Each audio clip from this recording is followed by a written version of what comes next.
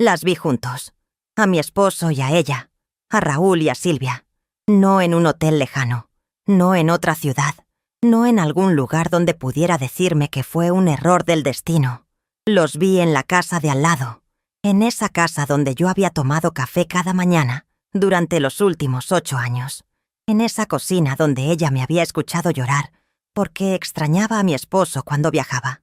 Los vi besarse con la familiaridad de quienes han compartido una cama por años, no por días.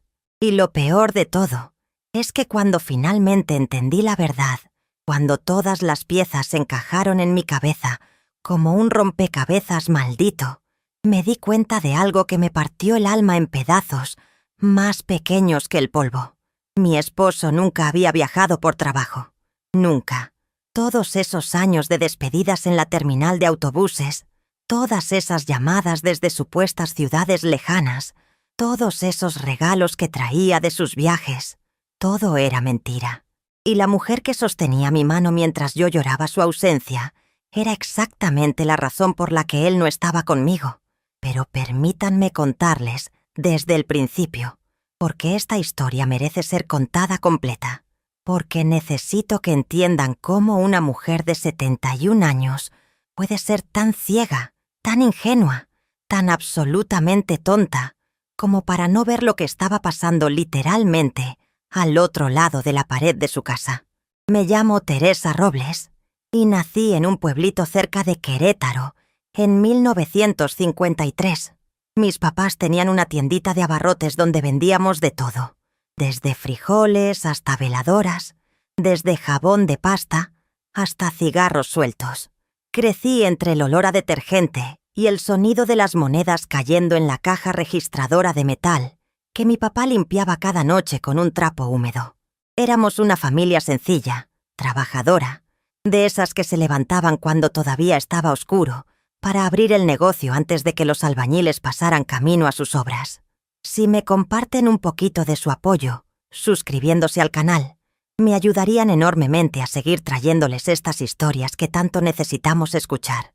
Conocí a Raúl cuando yo tenía apenas 19 años. Él venía de San Juan del Río y trabajaba como vendedor de materiales de construcción. Era un hombre guapo, eso sí que no lo puedo negar. Alto, de espaldas anchas, con ese bigote que usaban todos los hombres en los años 70, y una sonrisa que me hacía sentir mariposas en el estómago cada vez que entraba a la tienda.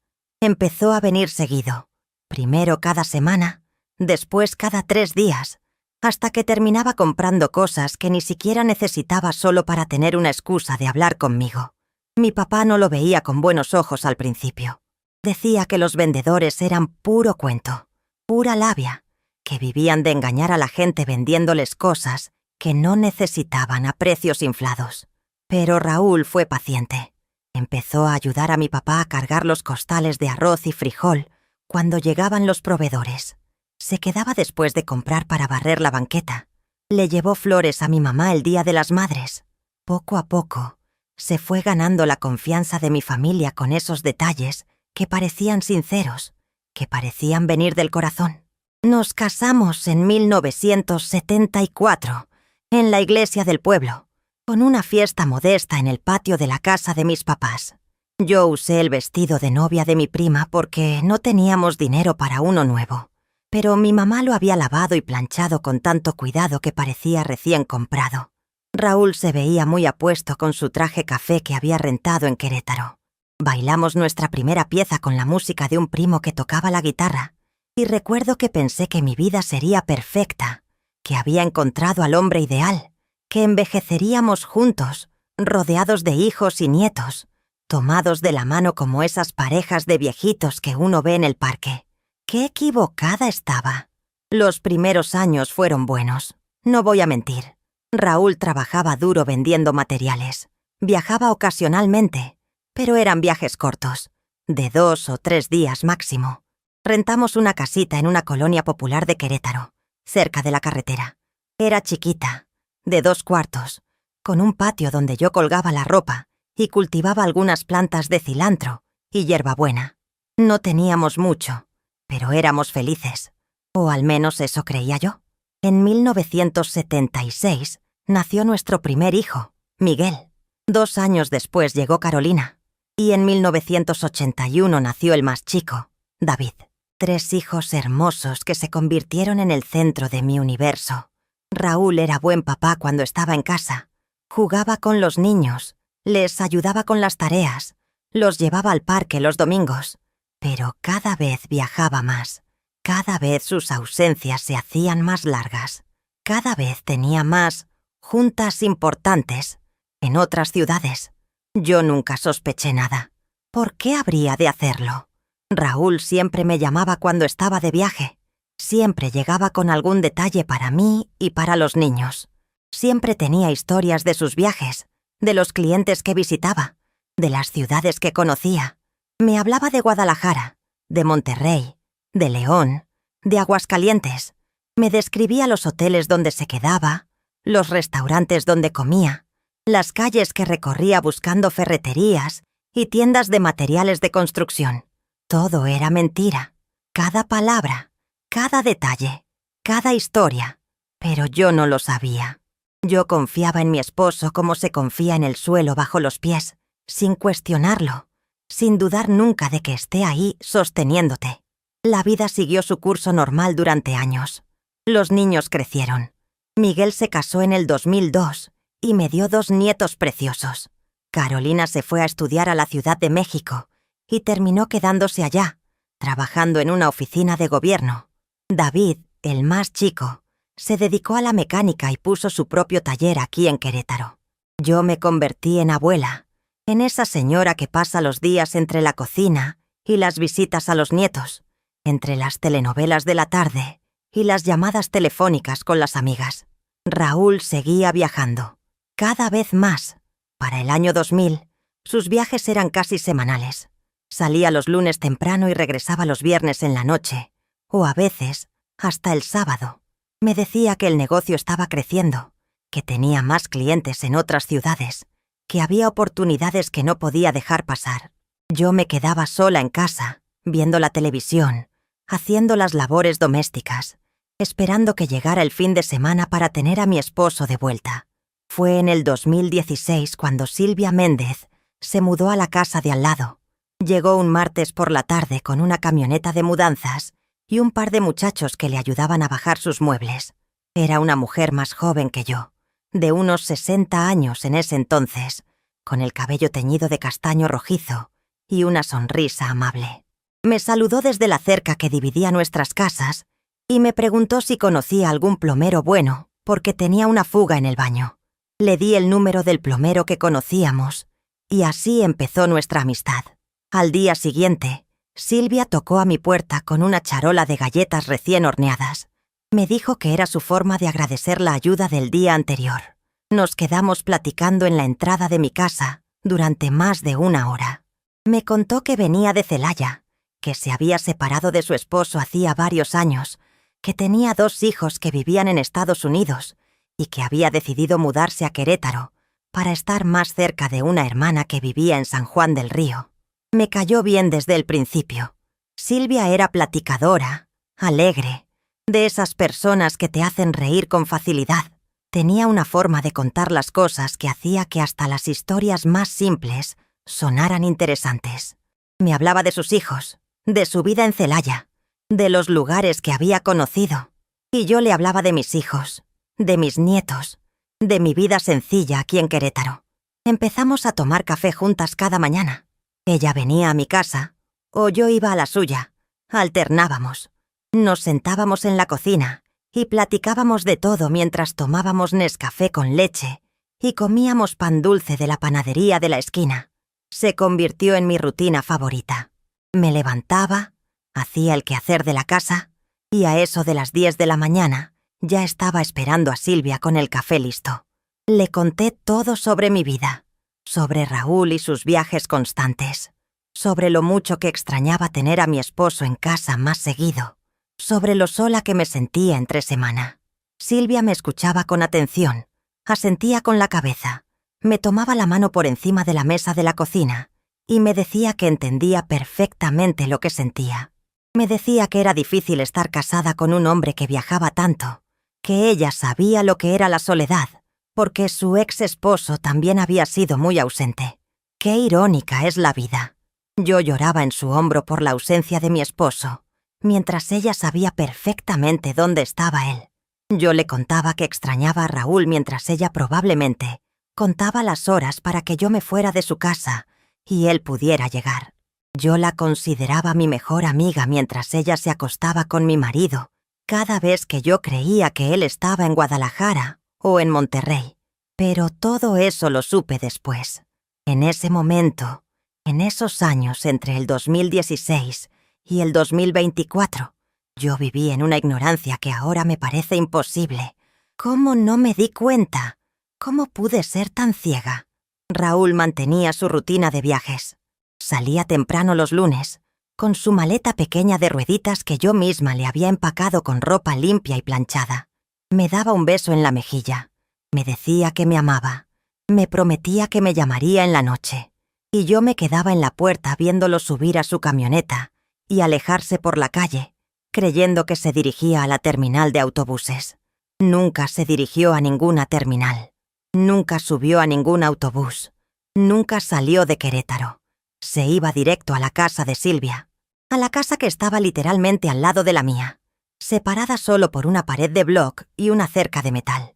Mientras yo lavaba los trastes del desayuno, él estaba del otro lado besándola. Mientras yo sacudía los muebles de la sala, él estaba acostándose con ella en su cama. Mientras yo veía la televisión en la tarde, él estaba cenando con ella en su cocina. Los viernes, cuando supuestamente regresaba de sus viajes, lo único que hacía era salir de la casa de Silvia temprano en la mañana, manejar alrededor de la colonia durante 1 hora y después llegar a nuestra casa con su maleta y sus historias inventadas de la semana.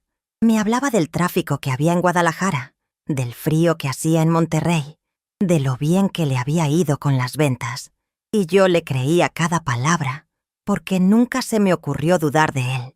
Silvia y yo seguíamos tomando café cada mañana. Ella me preguntaba cómo había estado mi semana sola. Me decía que me veía cansada, que debía cuidarme más, que no era bueno estar tanto tiempo sin compañía. Me sugería que le pidiera a Raúl que viajara menos. Me decía que un matrimonio necesitaba tiempo juntos para mantenerse fuerte. La hipocresía era tan descarada que ahora me dan ganas de vomitar cuando lo pienso. Pero en ese momento, yo solo veía a una amiga preocupada. Solo veía a alguien que se interesaba por mi bienestar. Solo veía a mi vecina querida que había llenado un vacío en mi vida. Pasaron los años así. 2017, 2018, 2019, 2020 con la pandemia, cuando Raúl tuvo que suspender sus viajes por unos meses y se quedó en casa. Y yo recuerdo que Silvia estuvo muy distante durante ese tiempo. Ahora entiendo por qué. 2021, 2022, 2023. 8 años de engaño. 8 años de mentiras. 8 años de vivir al lado de la amante de mi esposo, sin tener la menor idea. La vida tiene una forma extraña de enviarte señales. El problema es que muchas veces no las ves hasta que es demasiado tarde, hasta que miras atrás y te das cuenta de que estuvieron ahí todo el tiempo, gritándote la verdad mientras tú te tapabas los oídos con tus propias ilusiones. La primera señal debió haber sido cuando me di cuenta de que Raúl nunca me llevaba a conocer las ciudades que visitaba. En 50 años de matrimonio, nunca me invitó a acompañarlo en ninguno de sus viajes. Siempre tenía una excusa, que el viaje era muy pesado, que iba a estar muy ocupado con juntas, que los hoteles donde se quedaba no eran apropiados para mí, que era mejor que me quedara tranquila en casa. Yo aceptaba esas excusas porque confiaba en él, porque pensaba que estaba preocupado por mi comodidad. Recuerdo un día de mayo del 2017. Era un viernes soleado, y yo estaba en el patio tendiendo la ropa cuando escuché que Raúl llegaba. Eran como las 4 de la tarde, más temprano de lo usual. Entró por la puerta de atrás, la que daba al patio, y me saludó con un beso rápido en la mejilla. Traía su maleta en la mano y se veía un poco nervioso, aunque en ese momento no le di importancia. Empezó a contarme sobre su semana en León. Me dijo que había hecho buenas ventas, que había visitado varias ferreterías nuevas, que el hotel donde se quedó tenía un restaurante muy bueno. Yo lo escuchaba mientras colgaba las sábanas en el tendedero, y entonces noté algo extraño. Su maleta se veía exactamente igual que cuando se había ido el lunes. Misma arruga en la esquina de la tela. Misma mancha pequeña de café en el asa que había estado ahí desde hace meses. Le pregunté si no había usado la maleta durante la semana. Él se rió nervioso y me dijo que claro que sí, que qué cosas decía yo. Pero yo había visto esa maleta. La había visto al detalle porque era yo quien la empacaba cada semana y estaba segura de que no había sido movida. Las camisas que yo había puesto encima seguían encima. Los calcetines que había puesto en el bolsillo lateral seguían en el mismo lugar. Hasta el sobrecito de aspirinas que le había puesto por si le dolía la cabeza estaba exactamente donde yo lo había dejado. Le comenté esto. Raúl me miró con esos ojos que yo conocía tan bien. Me sonrió y me dijo que estaba muy observadora, que en realidad el hotel tenía servicio de lavandería y él había mandado a lavar toda su ropa, así que había guardado todo de vuelta exactamente como estaba, que por eso la maleta se veía igual. La explicación tenía sentido. Yo asentí. Me reí de mí misma por ser tan desconfiada y seguí colgando la ropa. Pero en el fondo, algo me había incomodado. Algo no terminaba de cuadrar. Solo que no quise investigar más. No quise hacer preguntas. No quise dudar de mi esposo. Guardé esa pequeña inquietud en algún rincón de mi mente y la dejé ahí, olvidada, como quien guarda una foto vieja en el fondo de un cajón. La segunda señal fue en agosto de ese mismo año. Silvia y yo estábamos tomando café en su cocina un martes por la mañana. Estábamos platicando de nuestros hijos cuando sonó su teléfono. Era un celular nuevo que se había comprado, de esos modernos con pantalla grande. Lo levantó para ver quién llamaba y vi claramente en la pantalla el nombre: Raúl R. Mi corazón dio un pequeño brinco. Le pregunté si conocía a un Raúl. Ella soltó una risita nerviosa y me dijo que sí, que era su plomero, el que yo misma le había recomendado cuando se mudó, que le había pedido que le revisara la tubería de la cocina porque hacía un ruido extraño, que iba a venir en la tarde, pero el plomero que yo conocía se llamaba Ramiro, no Raúl. Se lo dije. Silvia se quedó callada por un segundo, solo un segundo, y después me dijo que sí, que era cierto, que era Ramiro, que ella se había confundido con otro contacto, que tenía guardado a un Raúl que era el del gas, que a veces confundía los nombres porque ya estaba grande y la memoria le fallaba.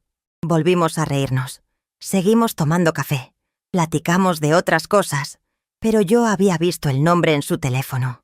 Raúl R. No, Ramiro. No, Raúl del gas. Solo Raúl R. Como si fuera alguien importante, alguien cercano, alguien a quien llamaba, o que la llamaba con suficiente frecuencia como para tenerlo guardado con nombre y apellido. Otra vez, guardé esa incomodidad. Otra vez, elegí creer la explicación. Otra vez, decidí que estaba siendo paranoica sin razón. La tercera señal llegó en noviembre del 2018. Raúl había regresado de uno de sus viajes un viernes en la noche. Llegó cansado, como siempre, y me dio un beso antes de meterse a bañar. Mientras él estaba en el baño, yo desempaqué su maleta para poner su ropa sucia en el cesto de la lavandería. Y entonces encontré algo que me llamó la atención. Era un recibo de gasolina, de una gasolinera aquí en Querétaro, de la Colonia Centro, fechado el miércoles de esa misma semana. El miércoles, cuando supuestamente Raúl estaba en Guadalajara. Cuando salió del baño le pregunté sobre el recibo. Le dije que había encontrado un comprobante de gasolina de Querétaro de mitad de semana. Raúl ni siquiera parpadeó.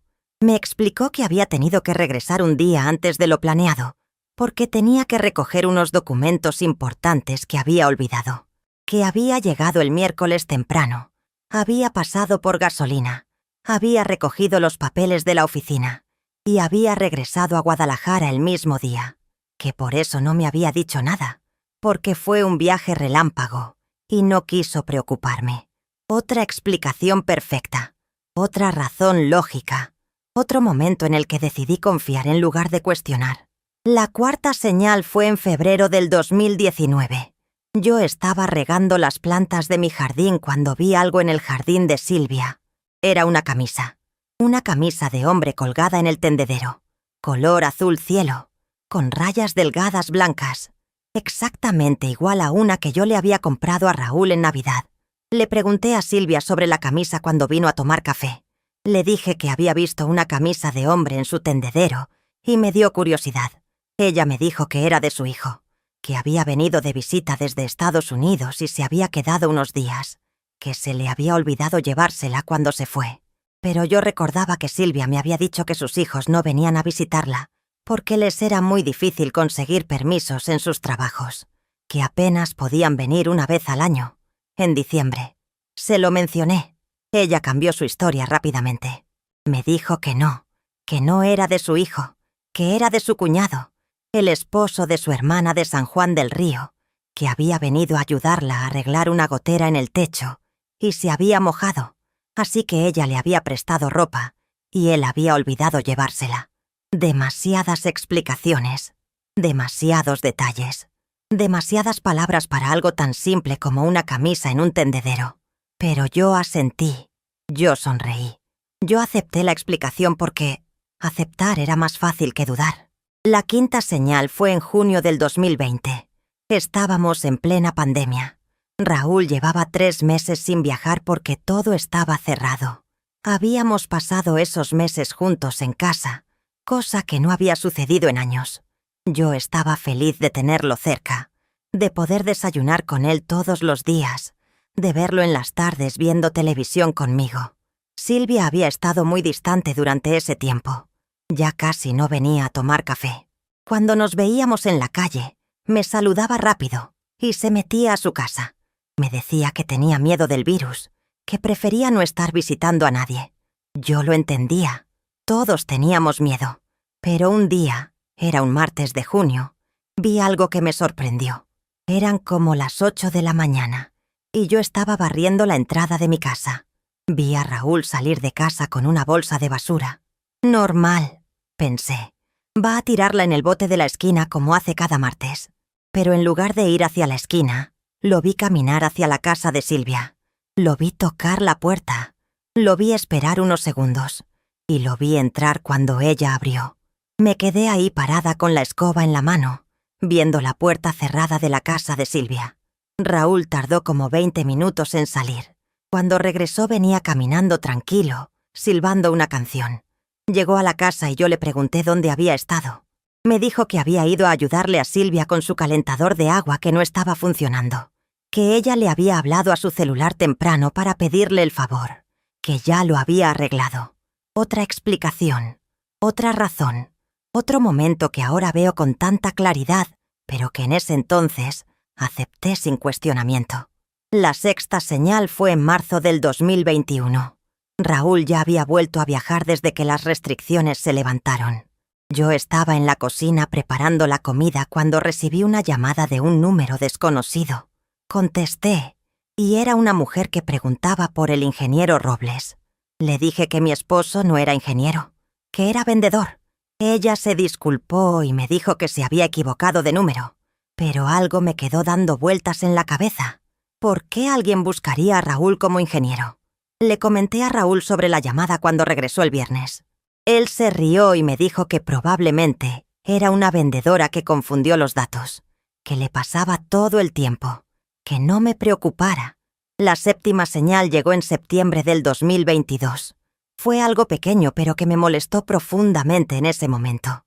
Raúl llegó de su viaje el viernes con un ramo de flores para mí. Rosas rojas, hermosas. Me dijo que las había comprado en Aguascalientes porque vio una florería bonita y pensó en mí. Me dio un beso y puso las flores en un florero.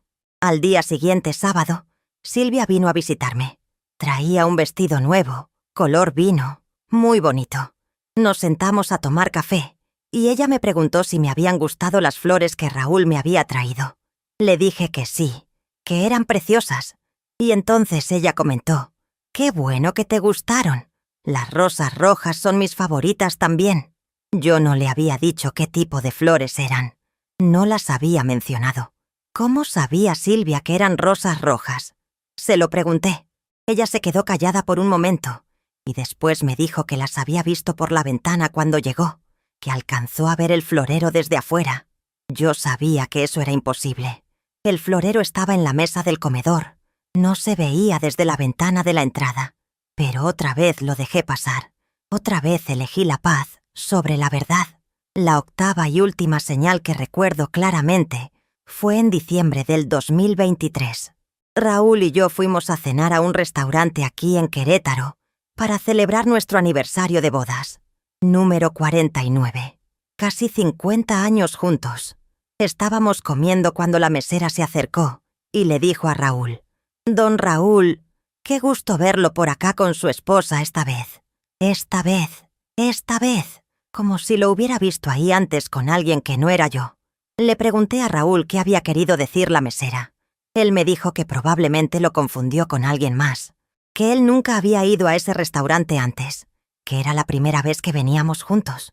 Pero la mesera había dicho su nombre, Don Raúl. No se había equivocado de persona. Todas esas señales, todos esos momentos, todas esas pequeñas inconsistencias que yo dejé pasar, ahora las veo y me parece imposible que no haya conectado los puntos antes. Pero así funciona el engaño. Así funciona la confianza ciega. Vas acumulando pequeñas dudas, pequeñas incomodidades, pequeñas preguntas sin respuesta, y las guardas en algún lugar de tu mente donde no tengas que verlas, porque verlas significa enfrentar una verdad que no estás lista para aceptar, porque dudar significa romper la ilusión de seguridad en la que has vivido toda tu vida. Yo viví en esa ilusión durante años, hasta que la verdad me golpeó en la cara tan fuerte que ya no pude seguir ignorándola. Fue en enero del 2024 cuando mi mundo se derrumbó por completo. Y lo irónico, lo verdaderamente cruel del destino, es que el descubrimiento llegó por pura casualidad, no porque yo fuera inteligente, no porque finalmente decidiera investigar, no porque conectara todas las señales que había ignorado durante años. No, la verdad me cayó encima como un balde de agua helada, simplemente porque estuve en el lugar equivocado, en el momento equivocado. O tal vez en el lugar correcto en el momento correcto, dependiendo de cómo se vea. Era un martes. Martes 13 de enero, para ser exacta. Un día gris, con ese cielo nublado que amenaza lluvia pero nunca termina de soltar el agua. Raúl había salido el lunes como siempre, con su maleta de rueditas, su beso en la mejilla, su promesa de llamarme en la noche. Supuestamente iba a Monterrey. Tenía una junta importante con unos distribuidores nuevos. Regresaría el viernes. Yo me había levantado temprano ese martes porque tenía cita con el doctor. Nada grave, solo mi chequeo de rutina, el control de la presión y los análisis de azúcar que me hacían cada 6 meses. La cita era a las 9 de la mañana, en una clínica que quedaba del otro lado de la ciudad. Tomé un Uber porque no me gusta manejar cuando tengo que ir tan lejos. La cita fue rápida. El doctor me dijo que todo estaba bien, que mi presión estaba controlada, que siguiera con mis medicamentos. Salí de la clínica a eso de las 10:15. Pedí otro Uber para regresar a casa.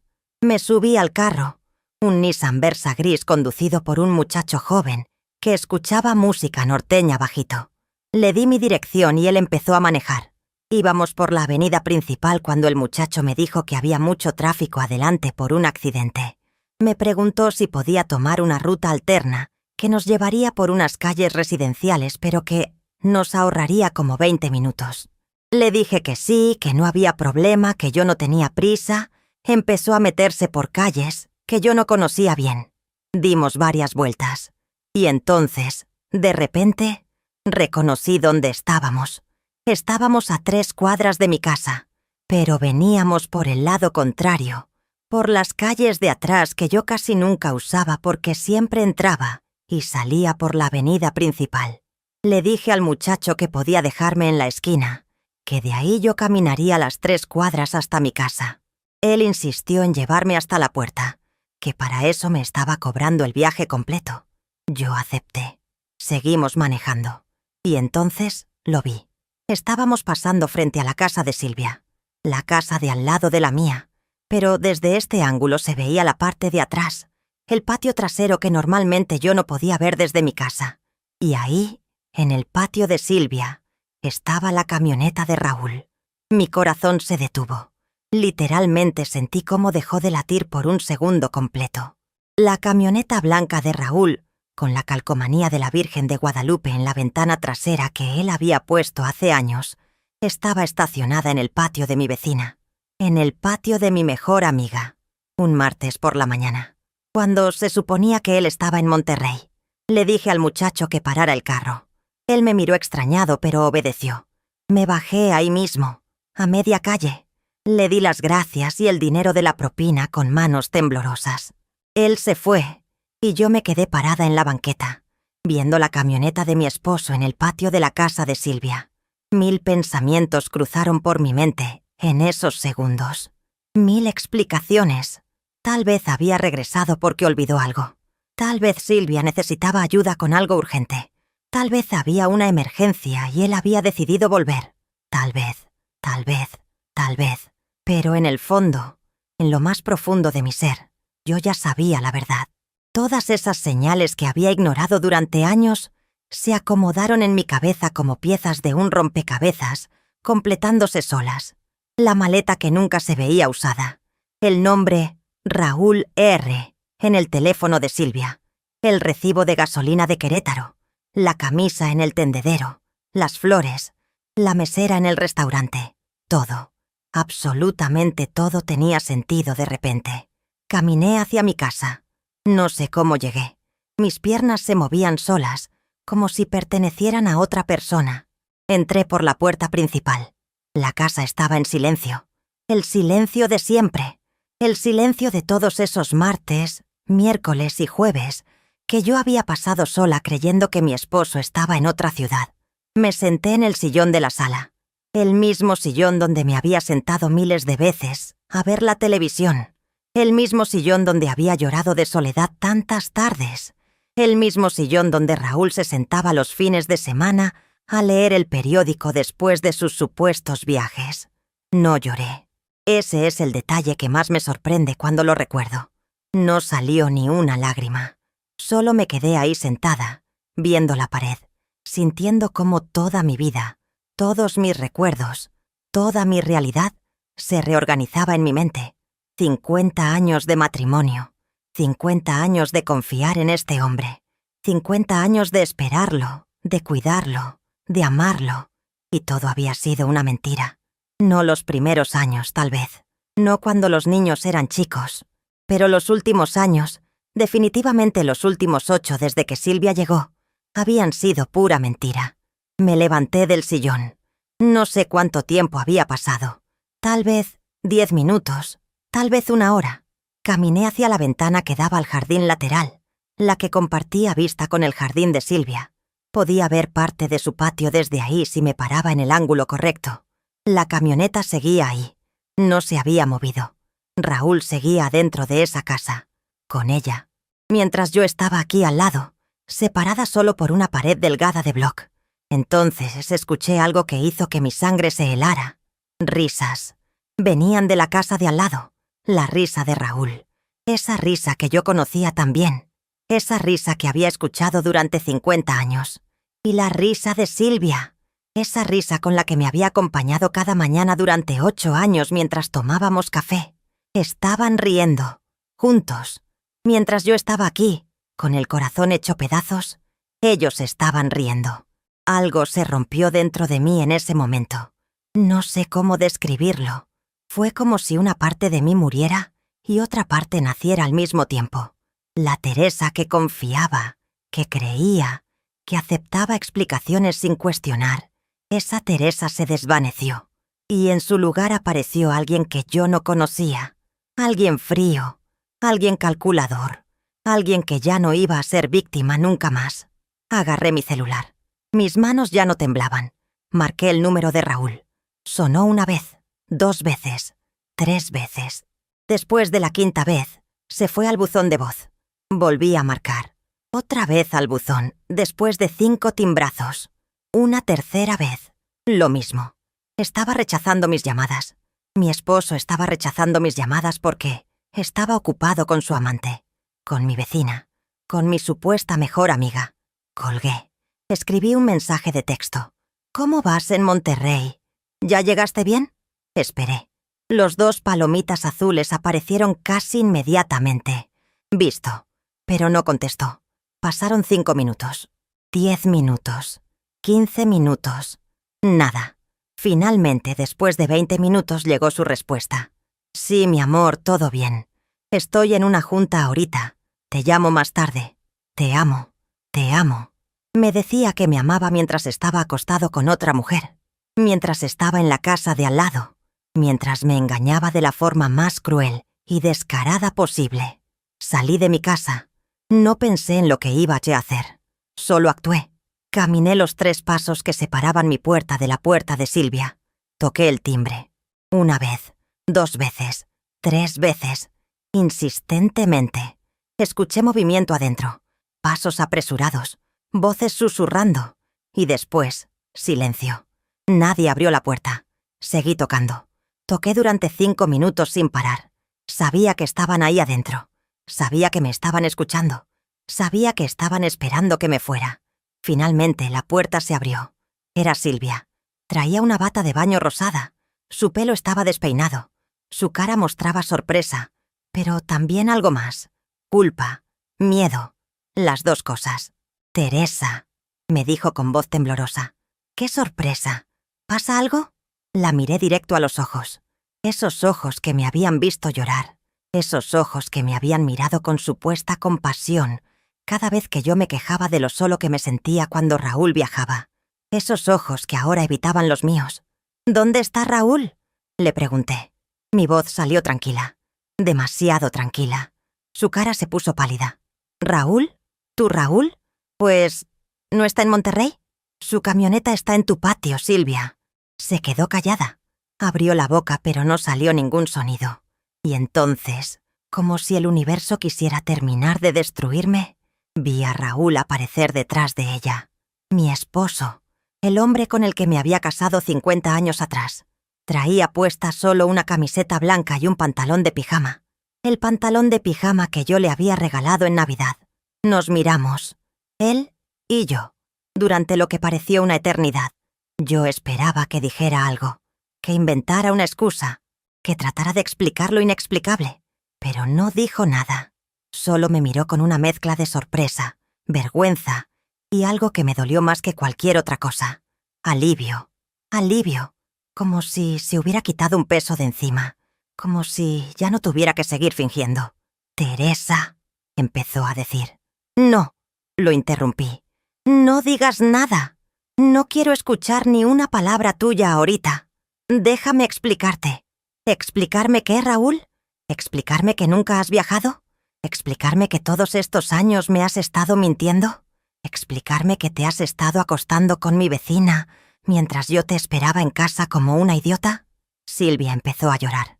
«Teresa, perdóname. Yo nunca quise...» «Tú cállate», le dije sin siquiera voltear a verla. Seguía mirando a Raúl. «Tú no me hables. Tú no tienes derecho de hablarme. Tú que te sentabas en mi cocina cada mañana, que escuchabas mis quejas, que me dabas consejos sobre mi matrimonio mientras te estabas acostando con mi esposo. Tú no tienes derecho a decirme ni una palabra». Los vecinos empezaban a asomarse por las ventanas. Podía sentir sus miradas, pero no me importó que vieran, que escucharan, que supieran qué clase de personas eran mi esposo y mi vecina. «Voy a regresar a mi casa», le dije a Raúl. «Y tú vas a quedarte aquí. No quiero verte. No quiero que entres a mi casa. No quiero nada de ti. Teresa, por favor, necesitamos hablar. No necesitamos nada. Yo necesito que te alejes de mí. Ahorita. Ya». Me di la vuelta y regresé a mi casa. Cerré la puerta con seguro. Cerré las cortinas. Me senté otra vez en el sillón de la sala. Y ahí, finalmente, me permití llorar. Lloré por la mujer ingenua que había sido. Lloré por los años perdidos. Lloré por la confianza traicionada. Lloré por el matrimonio que había creído real pero que solo había sido una farsa. Lloré por todas las mañanas que había pasado tomando café con la amante de mi esposo. Lloré por cada vez que le había confiado mis miedos y mis soledades a la mujer que era la causa de ellos. Lloré hasta que no me quedaron más lágrimas, hasta que mis ojos se hincharon y mi garganta dolió, hasta que el cielo afuera se oscureció y la casa quedó en sombras. Y después, cuando ya no pude llorar más, empecé a pensar, a planear, a decidir qué iba a hacer con esta verdad que había descubierto. Porque una cosa tenía clara: esto no se iba a quedar así. No iba a ser la víctima que acepta su destino y sigue adelante como si nada. No iba a ser la esposa sumisa que perdona y olvida. No iba a dejar que ellos siguieran con sus vidas felices mientras yo cargaba con el dolor de su traición. Tenía 71 años, pero no estaba muerta, no estaba acabada, y definitivamente no estaba dispuesta a quedarme callada. Si les ha gustado esta historia hasta ahora y quieren saber cómo terminó todo esto, no olviden darle like y dejarme un comentario contándome qué les parece. ¿Ustedes qué habrían hecho en mi lugar? Me ayudan mucho con su apoyo para que estas historias lleguen a más personas que las necesitan escuchar. Esa noche no dormí. Me quedé sentada en el sillón de la sala, viendo el techo, pensando. Mi celular sonó como 50 veces. Raúl llamando. Raúl mandando mensajes. Perdóname. Déjame explicarte. Fue un error. Te amo. Borré cada mensaje sin leerlo completo. Rechacé cada llamada sin contestar. Como a las 3 de la mañana, escuché que alguien tocaba mi puerta. Era Raúl. Lo supe por su forma de tocar. 3 golpes suaves, una pausa, 2 golpes más. Lo había hecho así durante 50 años. Esa combinación específica de golpes que usaba para que yo supiera que era él. «Teresa, ábreme por favor», escuché su voz del otro lado de la puerta. «Necesito hablar contigo».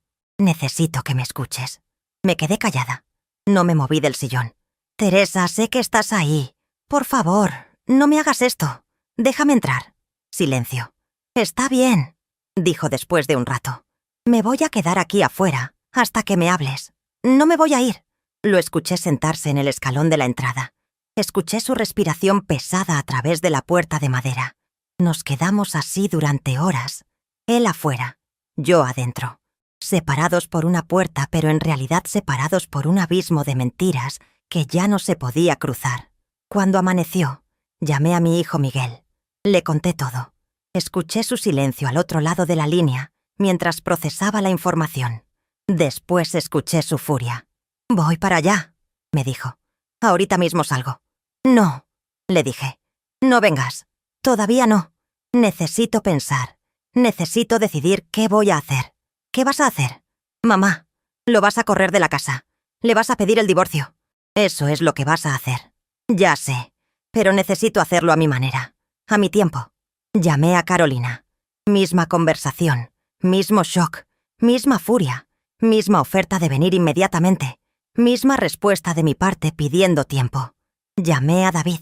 Él fue diferente, más callado, más contenido, pero sentí su rabia a través del teléfono cuando me dijo: «Dime qué necesitas, mamá, lo que sea». Les pedí a los 3 que no vinieran todavía, que no llamaran a su papá, que me dieran unos días para procesar todo esto, para decidir mis próximos pasos.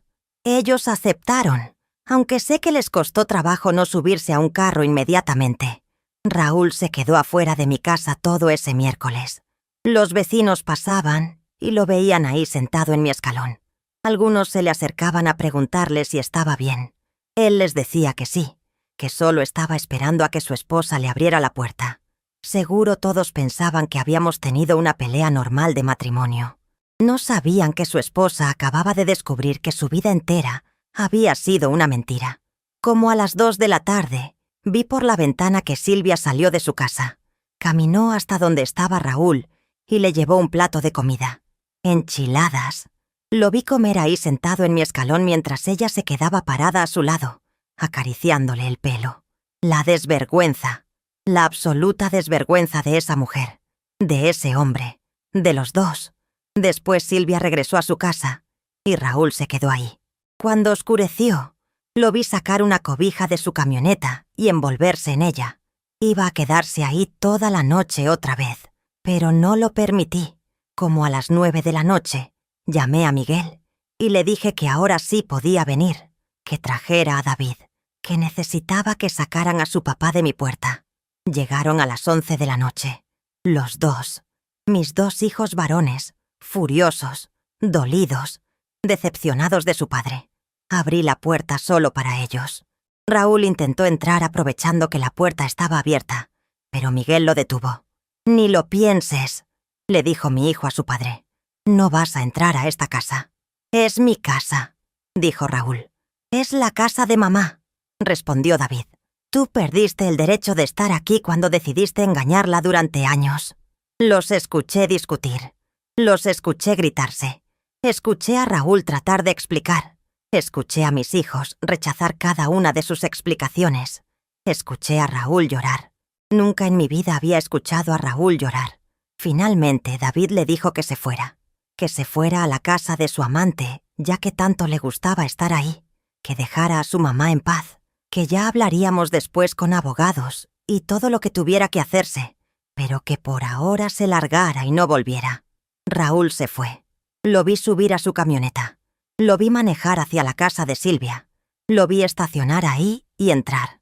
Y entonces cerré las cortinas y no volví a mirar hacia esa casa. Mis hijos se quedaron conmigo esa noche. Dormimos poco. Platicamos mucho. Les conté todas las señales que había ignorado. Todas las veces que había decidido creer en lugar de dudar. Ellos me abrazaron. Me dijeron que no era mi culpa, que yo había confiado porque así se supone que funciona un matrimonio, que yo no había hecho nada mal, pero yo sabía que sí. Había hecho algo mal. Había elegido la comodidad de la ignorancia sobre la incomodidad de la verdad. Había elegido cerrar los ojos en lugar de abrirlos. Y ahora estaba pagando el precio de esa elección. Los días siguientes fueron un borrón. Carolina llegó desde la Ciudad de México. Mis 3 hijos se turnaban para estar conmigo. Me traían comida. Se aseguraban de que comiera. Me acompañaban en el silencio. Me escuchaban cuando necesitaba hablar. Me dejaban llorar cuando las lágrimas venían sin aviso. Raúl seguía mandando mensajes. Seguía llamando. Ahora desde el teléfono de Silvia porque yo había bloqueado su número. Mensajes patéticos de un hombre que había sido descubierto. Perdóname. Fue un error. Ella no significa nada. Tú eres el amor de mi vida. Por favor, dame una oportunidad de explicar. ¿Explicar qué? ¿Qué explicación puede haber para 8 años de engaño? ¿Para 50 años de matrimonio tirados a la basura? ¿Para acostarse con mi vecina mientras yo tomaba café con ella cada mañana? Una semana después del descubrimiento tomé una decisión. No iba a pedir el divorcio. Todavía no. Iba a hacer algo mejor. Algo que le doliera más que cualquier papel de divorcio. Algo que les doliera a los dos. Iba a destruir la pequeña vida perfecta que habían construido mientras me usaban de tonta. Empecé a investigar. Mis hijos me ayudaron. Especialmente David, que es muy bueno con las computadoras. Primero queríamos saber desde cuándo había empezado todo esto. ¿Realmente habían sido 8 años? ¿O había empezado antes de que Silvia se mudara a la casa de al lado? David revisó los estados de cuenta bancarios de Raúl. Estados de cuenta que yo nunca había revisado porque confiaba en mi esposo. ¡Qué tonta había sido! Encontramos cosas interesantes, muy interesantes. Raúl había estado haciendo retiros de efectivo cada semana, cantidades grandes, 5,000 pesos cada lunes, durante años. ¿Para qué? Obviamente para mantener su doble vida, para pagar cosas que no quería que yo viera en las tarjetas de crédito. David revisó más. Encontró pagos a un hotel aquí en Querétaro.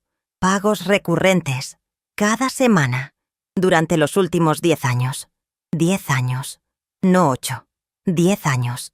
Eso significaba que había empezado antes de que Silvia llegara. Mucho antes. Raúl había estado engañándome durante una década completa, y cuando Silvia se mudó al lado, simplemente había movido su operación a un lugar más conveniente. Ya ni siquiera necesitaba el hotel. Tenía a su amante a 3 pasos de distancia. ¿Pero quién había sido antes de Silvia? ¿Había habido otras? Miguel investigó con algunos amigos que tenía en común con Raúl.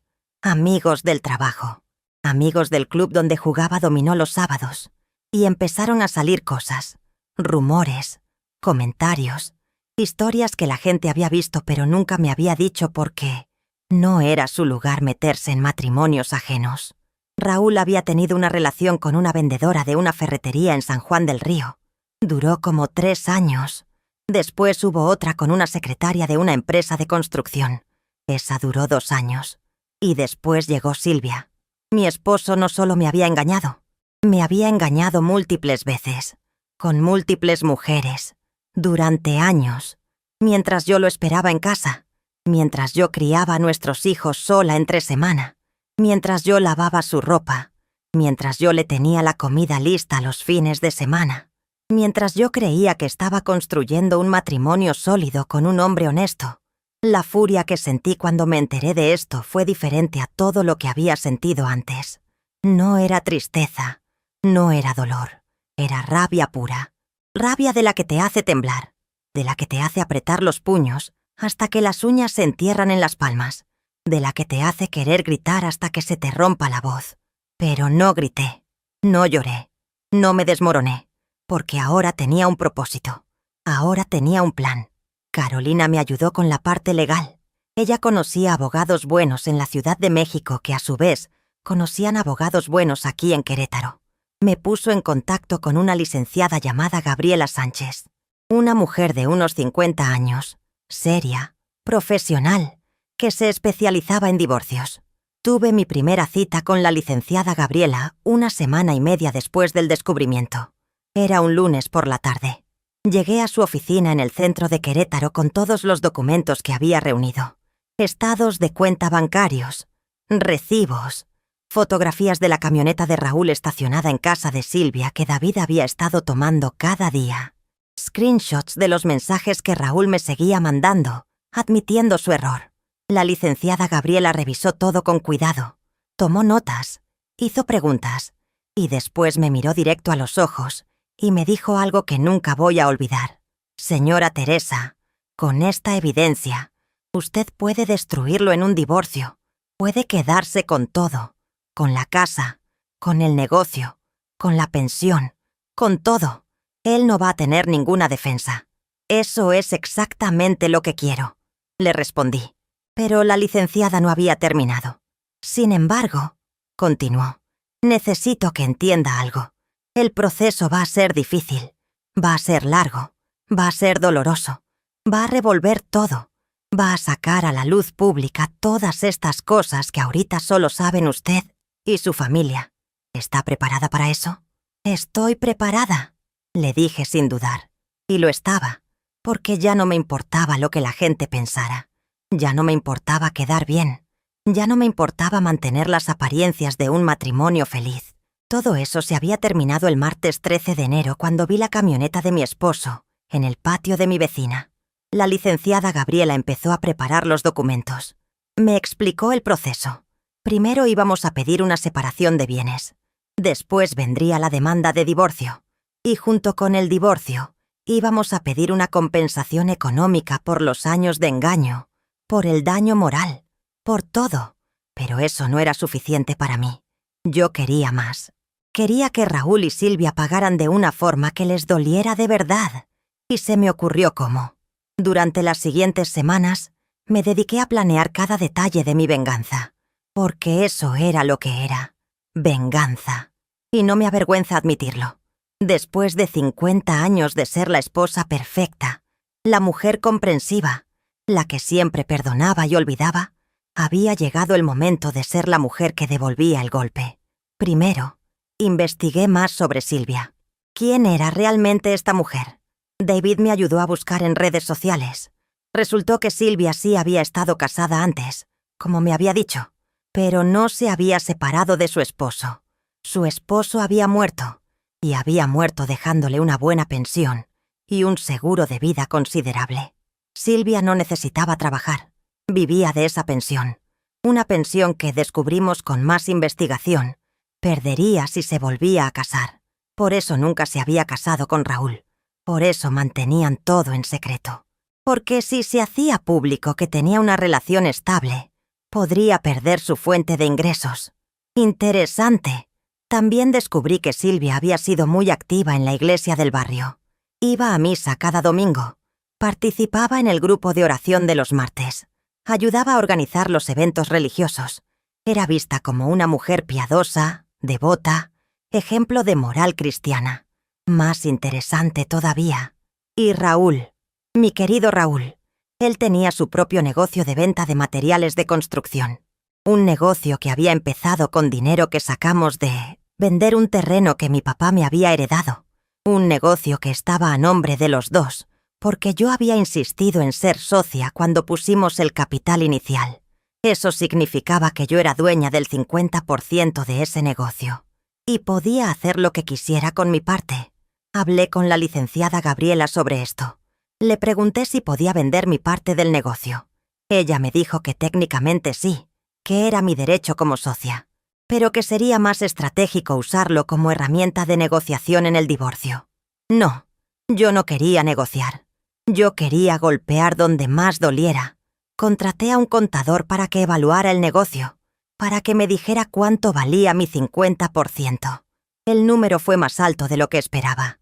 Raúl había hecho crecer bien el negocio durante todos estos años. Ironía de ironías, mientras me engañaba. Al menos había sido productivo económicamente. Entonces puse mi parte del negocio en venta. Se lo ofrecí al principal competidor de Raúl, un señor llamado Don Arturo que tenía una distribuidora de materiales en el otro lado de la ciudad. Don Arturo y Raúl nunca se habían llevado bien. Eran rivales comerciales desde hacía años. Don Arturo casi se cae de la silla cuando le hice la oferta. Le expliqué la situación. Le dije que me estaba divorciando de Raúl por infidelidad, que quería vender mi parte del negocio lo más pronto posible, que si estaba interesado podíamos hacer un trato rápido. Estaba más que interesado. En una semana teníamos el contrato firmado. Don Arturo era ahora el socio de Raúl, dueño del 50% del negocio. Y Raúl ni siquiera lo sabía porque todo era completamente legal. Yo tenía derecho de vender mi parte sin consultarlo con él. Cuando Raúl se enteró, casi le da un infarto. Me mandó como 100 mensajes ese día. Me llamó llorando. Me rogó que reconsiderara, que no hiciera esto, que el negocio era todo lo que tenía, que don Arturo lo iba a arruinar, que cómo podía hacerle esto. Le respondí con un solo mensaje. ¿Tú cómo pudiste hacerme lo que me hiciste durante 10 años? Y lo bloqueé otra vez. Pero eso fue solo el principio. El siguiente paso de mi plan era más delicado, más personal, más diseñado para herirlos en su orgullo y su reputación, no solo en su bolsillo. Verán, Raúl y Silvia habían construido su relación en el secreto, en la clandestinidad, en la mentira. Vivían en casas separadas públicamente pero juntos en privado. Ella era la vecina amable. Él era el esposo viajero. Nadie sospechaba nada porque ellos habían sido muy cuidadosos durante todos estos años. Yo iba a destruir ese secreto. Iba a exponerlos ante todo el mundo. Iba a asegurarme de que cada persona que conocíamos supiera exactamente qué clase de personas eran. Pero necesitaba hacerlo bien. Necesitaba hacerlo de una forma que no pudieran negar, de una forma que les causara el máximo daño, sin que pareciera que yo era una mujer despechada, inventando cosas. Necesitaba evidencia. Necesitaba pruebas irrefutables. David me ayudó con esto. Él instaló una cámara de seguridad en mi casa, una de esas cámaras pequeñas que ahora venden en todas partes. La puso apuntando hacia la casa de Silvia, específicamente hacia la entrada principal, y el patio lateral donde Raúl estacionaba su camioneta. Durante 3 semanas, esa cámara grabó todo. Grabó a Raúl llegando cada lunes en la mañana, justo después de que supuestamente salía de viaje. Grabó a Raúl saliendo cada viernes temprano, para después dar la vuelta a la cuadra y regresar a nuestra casa como si acabara de llegar de Monterrey o Guadalajara, o donde fuera que dijera que había estado. Grabó a Raúl y Silvia saliendo juntos a caminar por las noches, cuando creían que ya no había nadie en la calle. Grabó a Silvia recibiendo a Raúl con besos en la puerta. Grabó todo. Mientras tanto, contraté a un investigador privado. Sí, como en las películas. Un señor llamado Rodrigo que me había recomendado la licenciada Gabriela. Le pagué para que siguiera a Raúl durante 2 semanas completas, para que documentara cada movimiento, cada lugar que visitaba, cada persona con quien se reunía. Rodrigo hizo un trabajo excelente. Me entregó un reporte de 30 páginas con fotografías, horarios, lugares. Raúl tenía una rutina muy específica. Los lunes llegaba a casa de Silvia a las 9 de la mañana. Se quedaba ahí todo el día. Los martes salían juntos a hacer el súper. Los miércoles iban al cine por la tarde.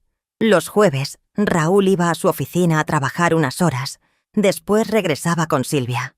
Los viernes salía temprano de casa de Silvia. Se iba a desayunar a un restaurante. Después regresaba a nuestra casa fingiendo que acababa de llegar de viaje. 50 años de matrimonio. Y yo no sabía absolutamente nada de la rutina real de mi esposo. Pero ahora lo sabía todo. Cada detalle, cada mentira, cada engaño. Rodrigo también investigó el pasado de Silvia. Resultó que esta no era la primera vez que tenía una relación con un hombre casado. En Celaya, donde vivía antes, había tenido un affair con un señor que era dueño de una tlapalería. El affair duró 5 años. La esposa se enteró. Hubo un escándalo en el barrio. Por eso Silvia se había mudado a Querétaro. No para estar cerca de su hermana, para escapar del escándalo que había causado. Esta mujer era una especialista en meterse con hombres casados, y mi esposo había sido lo suficientemente tonto como para caer en sus redes. Con toda esta información, con todas estas evidencias, yo tenía suficiente poder para destruirlos, pero quería hacerlo de la forma correcta, de la forma que causara el máximo impacto. Si están disfrutando esta historia y quieren saber exactamente cómo hice que pagaran por todo lo que me hicieron, les agradecería muchísimo que me dejaran un comentario diciéndome qué piensan. ¿Creen que estoy exagerando? ¿O creen que merecen todo lo que les va a pasar? Sus comentarios me ayudan a seguir compartiendo estas historias que todas necesitamos escuchar. Hablé con mis hijos sobre mi plan. Carolina pensaba que era demasiado, que debía simplemente divorciarme de Raúl, tomar lo que me correspondía y seguir adelante con mi vida, que exponerlos públicamente me iba a hacer quedar mal a mí también, que la gente iba a pensar que estaba siendo vengativa. Y tenía razón, era vengativa, completamente vengativa. Pero no me importaba. Miguel estaba de acuerdo conmigo. Me dijo que Raúl merecía que todo el mundo supiera qué clase de hombre era, que había vivido engañando a la gente durante años, que era tiempo de que enfrentara las consecuencias de sus acciones. David se mantuvo neutral. Me dijo que iba a apoyarme en lo que yo decidiera hacer, que era mi vida, que eran mis decisiones, que él estaría ahí para lo que necesitara. Decidí seguir adelante con el plan completo. El primer paso fue la iglesia. Silvia era tan religiosa, tan devota, tan participativa en las actividades de la parroquia. Yo quería que esa comunidad que ella tanto valoraba supiera exactamente quién era. Fui a hablar con el padre Edmundo. El padre Edmundo había sido el párroco de nuestra iglesia durante los últimos 15 años. Era un hombre mayor, de unos 70 años, bondadoso pero firme en sus principios. Yo lo conocía bien porque había participado en las misas durante años. No tanto como Silvia, pero lo suficiente. Le pedí una cita privada. Nos reunimos en su oficina un martes por la tarde. Le conté toda la historia. Le mostré las evidencias, las fotografías, los videos, los documentos que probaban que Raúl nunca había viajado. Todo. El padre Edmundo escuchó en silencio. Su expresión se fue haciendo más seria conforme yo hablaba. Cuando terminé, se quedó callado durante un largo rato. Después suspiró profundamente y me dijo que sentía mucho lo que estaba pasando, que iba a rezar por mí y por mi familia, que el perdón era difícil pero necesario para sanar. Yo no le había ido a buscar consejos espirituales.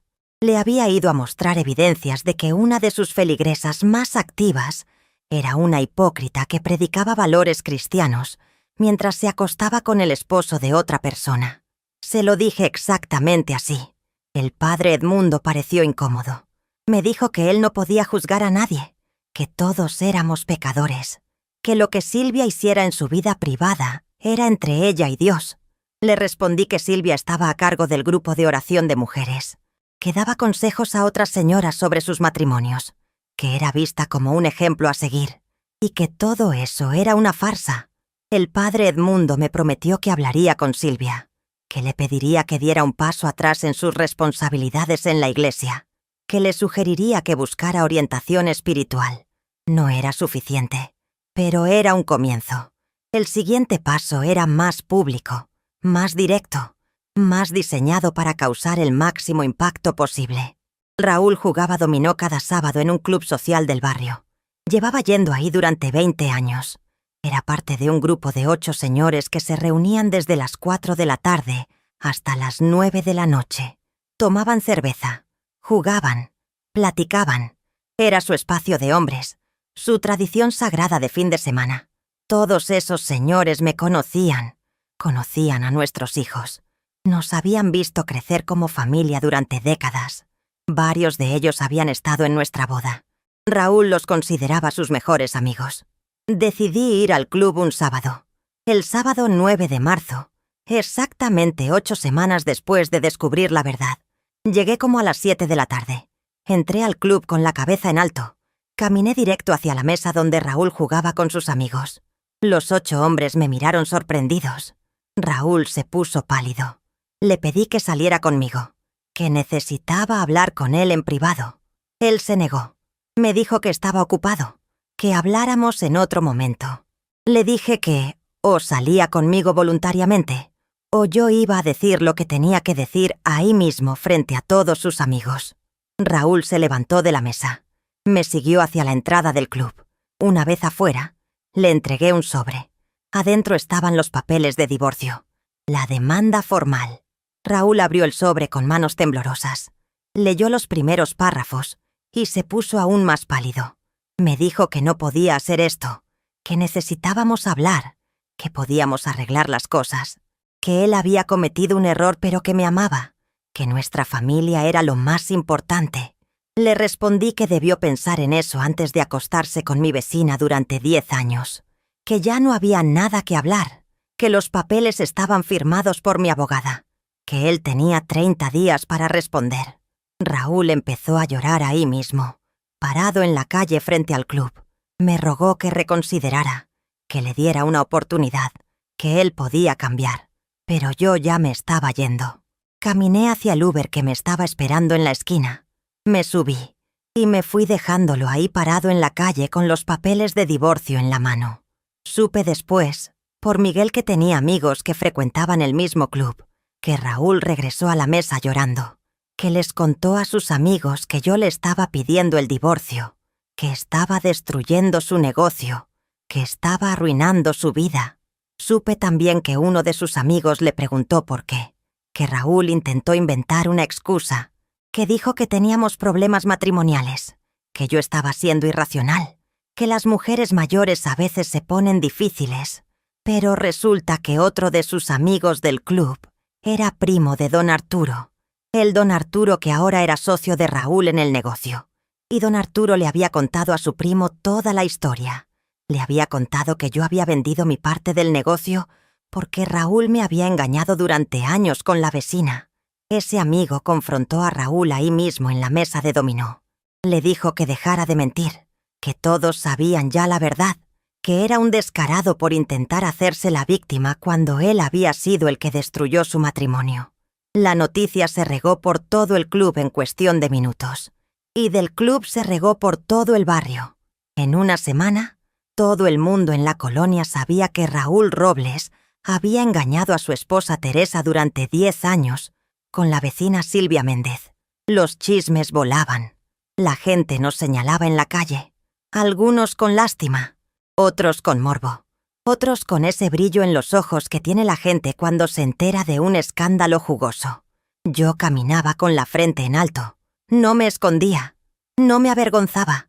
Yo no había hecho nada malo. Los que debían avergonzarse eran ellos. Silvia dejó de salir de su casa. Las cortinas de sus ventanas permanecían cerradas todo el día. Ya no iba a la iglesia. Ya no participaba en el grupo de oración. Se había convertido en una paria en el barrio que antes la había recibido con los brazos abiertos. Raúl intentó seguir con su vida normal. Seguía yendo a trabajar. Seguía intentando mantener su negocio a flote, a pesar de que don Arturo ahora tenía voz y voto en todas las decisiones importantes. Seguía yendo a su club de dominó, aunque varios de sus amigos habían dejado de hablarle. Pero yo no había terminado. Todavía me faltaban algunos golpes que dar. Contraté a un contador diferente para que revisara todas las finanzas del negocio. No solo las finanzas actuales, sino todos los registros de los últimos 10 años. Quería saber exactamente cuánto dinero había gastado Raúl en mantener su doble vida. El contador trabajó durante 3 semanas. Me entregó un reporte detallado que me dejó sin aliento. Raúl había gastado más de 1.200.000 pesos en su affair con Silvia durante los últimos 10 años. Hoteles antes de que ella se mudara al lado. Regalos. Viajes reales que sí hicieron juntos mientras yo creía que él estaba trabajando. Comidas en restaurantes caros. Ropa. Joyas. Todo documentado en retiros de efectivo y en gastos del negocio que él había disfrazado como gastos de empresa. 1.200.000 pesos. De nuestro dinero. Del dinero que debió haberse usado para nuestra familia, para nuestro futuro, para nuestros nietos. La licenciada Gabriela utilizó esta información para fortalecer la demanda de divorcio. Agregó una cláusula pidiendo que Raúl me pagara una compensación por ese dinero mal gastado. Más intereses, más daño moral. La cantidad total que estábamos pidiendo era astronómica, suficiente para dejarlo en la quiebra si el juez nos daba la razón. Raúl contrató un abogado, un licenciado que intentó negociar, que ofreció acuerdos, que sugirió que llegáramos a un arreglo fuera de las cortes para evitar más publicidad. Le dije a la licenciada Gabriela que no iba a negociar nada, que esto iba a llegar hasta las últimas consecuencias, que quería que cada peso que me correspondía fuera reconocido por un juez, que quería que quedara registrado legalmente que Raúl Robles era un mentiroso, un tramposo y un mal esposo. Mientras tanto, seguí juntando evidencias. Seguí documentando todo. La cámara de seguridad seguía grabando. El investigador privado seguía trabajando. Yo seguía construyendo mi caso hasta hacerlo completamente irrefutable. También me preparé emocionalmente para lo que venía, porque sabía que esto iba a ser duro, que iba a haber momentos en los que quisiera rendirme. Momentos en los que la tristeza me iba a golpear. Momentos en los que iba a dudar si estaba haciendo lo correcto. Empecé a ir a terapia. Sí, a mis 71 años. Por primera vez en mi vida fui a terapia psicológica. Carolina me recomendó una psicóloga muy buena aquí en Querétaro. Una mujer llamada doctora Patricia Mendoza. La doctora Patricia me ayudó a procesar todo lo que estaba sintiendo. La traición, la rabia, el dolor, la vergüenza de haber sido tan ciega. Me ayudó a entender que yo no tenía la culpa, que confiar en tu esposo no es ser ingenua, que las señales son fáciles de ver en retrospectiva, pero difíciles de reconocer cuando estás viviendo el engaño. Me ayudó también a canalizar mi rabia de forma productiva.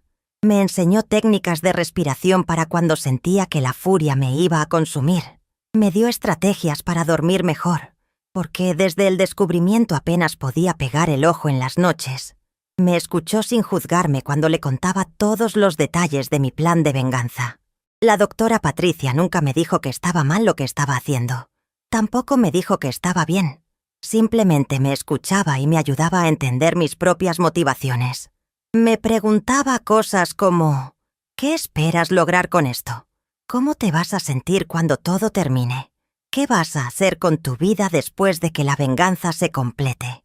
Eran buenas preguntas. Preguntas que me obligaban a pensar más allá del momento presente, porque la verdad es que yo había estado tan enfocada en destruir a Raúl y a Silvia que no había pensado mucho en qué iba a hacer conmigo misma después. Tenía 71 años. Estaba sola. Iba a estar divorciada después de 50 años de matrimonio. ¿Y después qué? ¿Cómo iba a reconstruir mi vida? ¿Quién era yo sin ser la esposa de Raúl? La doctora Patricia me ayudó a empezar a responder esas preguntas. Me hizo ver que yo era mucho más que mi matrimonio, que era madre, abuela, amiga, que tenía intereses propios, que tenía toda una vida por delante si yo decidía vivirla. Empecé a hacer planes para el futuro, planes que no incluían a Raúl. Quería viajar. Nunca había viajado. Raúl siempre decía que viajaba tanto por trabajo que lo último que quería era viajar por placer. Ahora entendía que era mentira, que simplemente no quería llevarme porque eso interferiría con su doble vida. Pues ahora yo iba a viajar sola, o con mis hijos, o con amigas. Iba a conocer Cancún, Puerto Vallarta, Oaxaca, todos esos lugares de México que nunca había visitado. Y después, tal vez, algún lugar más lejano. Estados Unidos, Europa. ¿Por qué no? También quería aprender cosas nuevas, inscribirme en clases, tal vez inglés, o computación, o cocina gourmet, cosas que siempre me habían interesado pero que nunca había tenido tiempo de hacer, porque estaba ocupada siendo ama de casa y esperando a que mi esposo regresara de sus falsos viajes. Estos planes me daban esperanza. Me daban algo en que enfocarme más allá de la venganza. Me recordaban que mi vida no se había acabado solo porque mi matrimonio se hubiera terminado. Pero antes de poder empezar esa nueva vida, necesitaba terminar con la vieja. Necesitaba cerrar este capítulo de la forma correcta, de la forma que me diera paz, de la forma que me permitiera seguir adelante sin arrepentimientos. Y eso significaba llevar mi plan hasta el final. Hablé con don Arturo. Le propuse algo. Le dije que yo sabía que tener a Raúl como socio era incómodo para él, que Raúl probablemente lo odiaba por haberme comprado mi parte del negocio, que la relación entre ellos dos nunca iba a funcionar bien. Le sugerí que comprara la parte de Raúl también, que se quedara con el negocio completo, que yo le podía ayudar a presionar a Raúl para que vendiera. Don Arturo estaba interesado, muy interesado. Me preguntó cómo pensaba yo convencer a Raúl de vender. Le dije que dejara eso en mis manos. Resulta que yo sabía algo que nadie más sabía, algo que había descubierto cuando el contador revisó todos los registros financieros del negocio. Raúl había estado evadiendo impuestos. No mucho, pequeñas cantidades aquí y allá, pero suficiente para meterse en problemas serios si el SAT decidía investigar. Le mencioné esto a la licenciada Gabriela. Le pregunté si podíamos usar esta información como palanca. Ella me advirtió que era un territorio peligroso, que si yo reportaba a Raúl al SAT, él también podría tener munición para atacarme a mí en el divorcio, que podría argumentar que yo estaba siendo vengativa y maliciosa.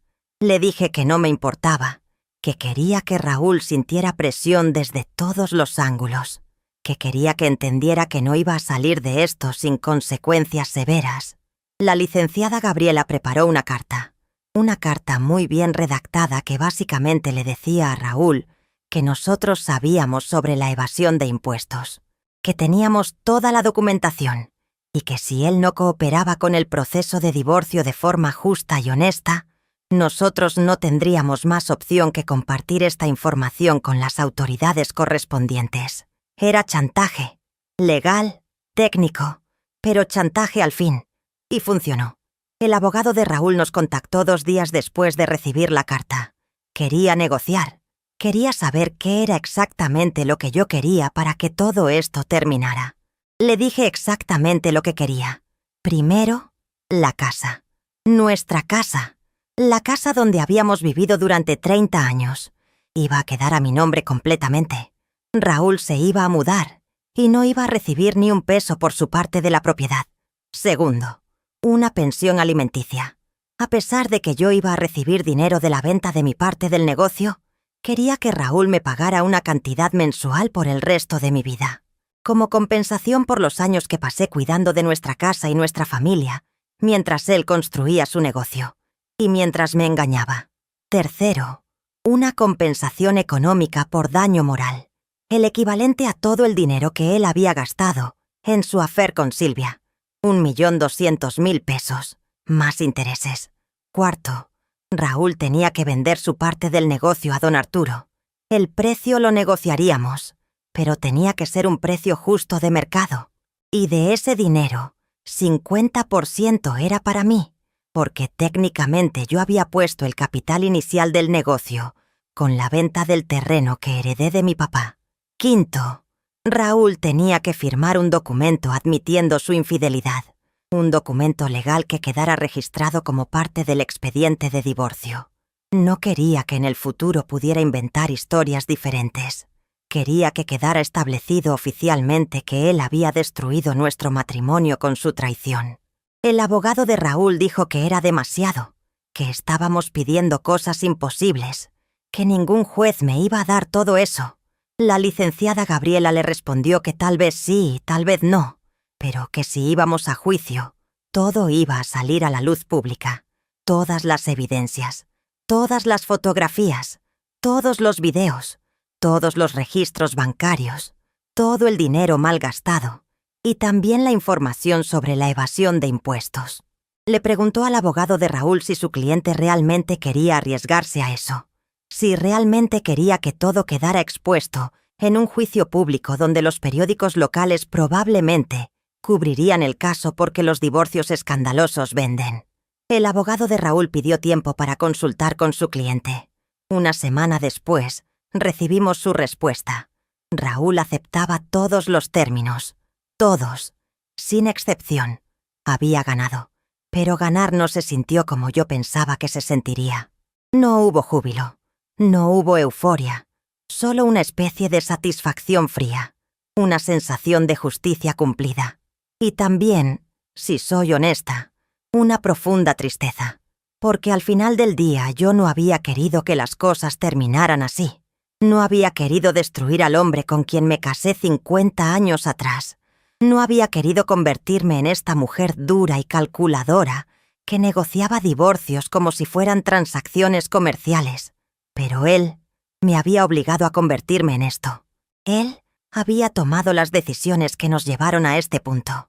Él había elegido la mentira sobre la verdad, el engaño sobre la honestidad, la gratificación inmediata sobre el compromiso de toda una vida, y ahora estaba pagando el precio de esas elecciones. Los documentos se firmaron el 25 de abril, 3 meses y 12 días después de que yo descubriera la camioneta de Raúl en el patio de Silvia. 3 meses y 12 días que se sintieron como 3 años. Raúl llegó a la oficina de la licenciada Gabriela, acompañado de su abogado. Yo llegué con Miguel y con Carolina. David no pudo venir porque tenía una emergencia en su taller, pero me había llamado en la mañana para desearme suerte.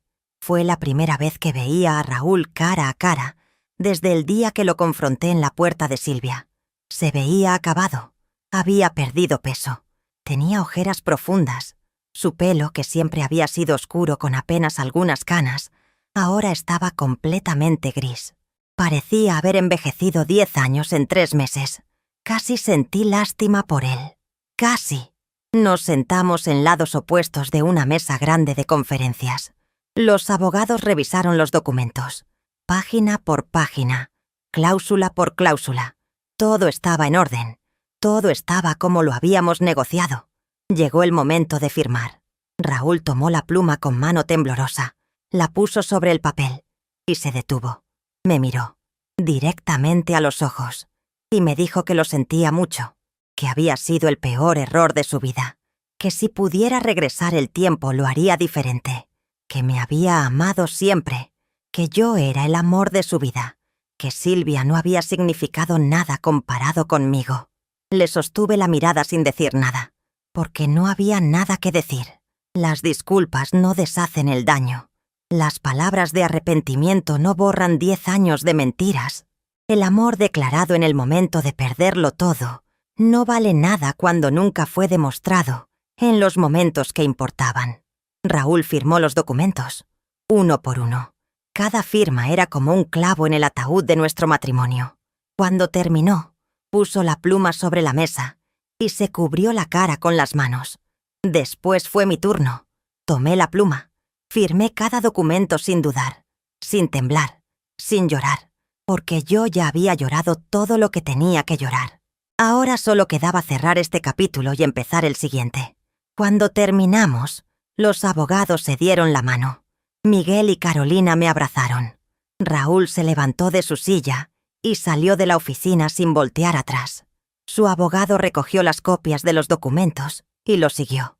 Y así terminó mi matrimonio de 50 años, con unas firmas en unos papeles, con un montón de evidencias de traición guardadas en sobres de Manila, con un hombre roto saliendo de una oficina, con una mujer de 71 años sintiendo una mezcla extraña de alivio y tristeza.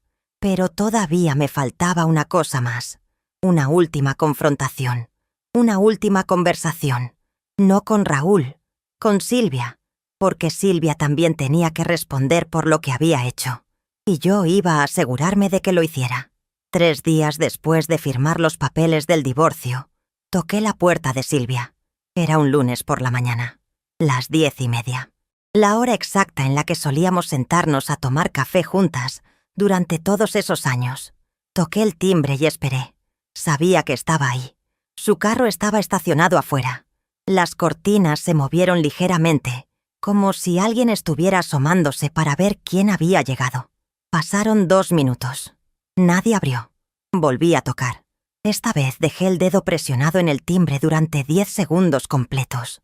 El sonido era molesto, insistente, imposible de ignorar. Finalmente la puerta se abrió. Silvia estaba parada ahí, con una bata vieja y el pelo sin peinar. Se veía terrible, demacrada, con la piel grisácea de alguien que no ha dormido bien en semanas.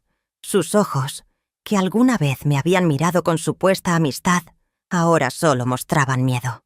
«Teresa», dijo con voz ronca. ¿Qué haces aquí? «Necesitamos hablar», le dije. Mi voz salió calmada, controlada. «Tú y yo, cara a cara, sin Raúl de por medio. No tengo nada que hablar contigo». «Yo creo que sí. Podemos hacerlo aquí en la puerta donde todos los vecinos nos van a escuchar, o podemos hacerlo adentro. Tú decides». Silvia miró hacia la calle.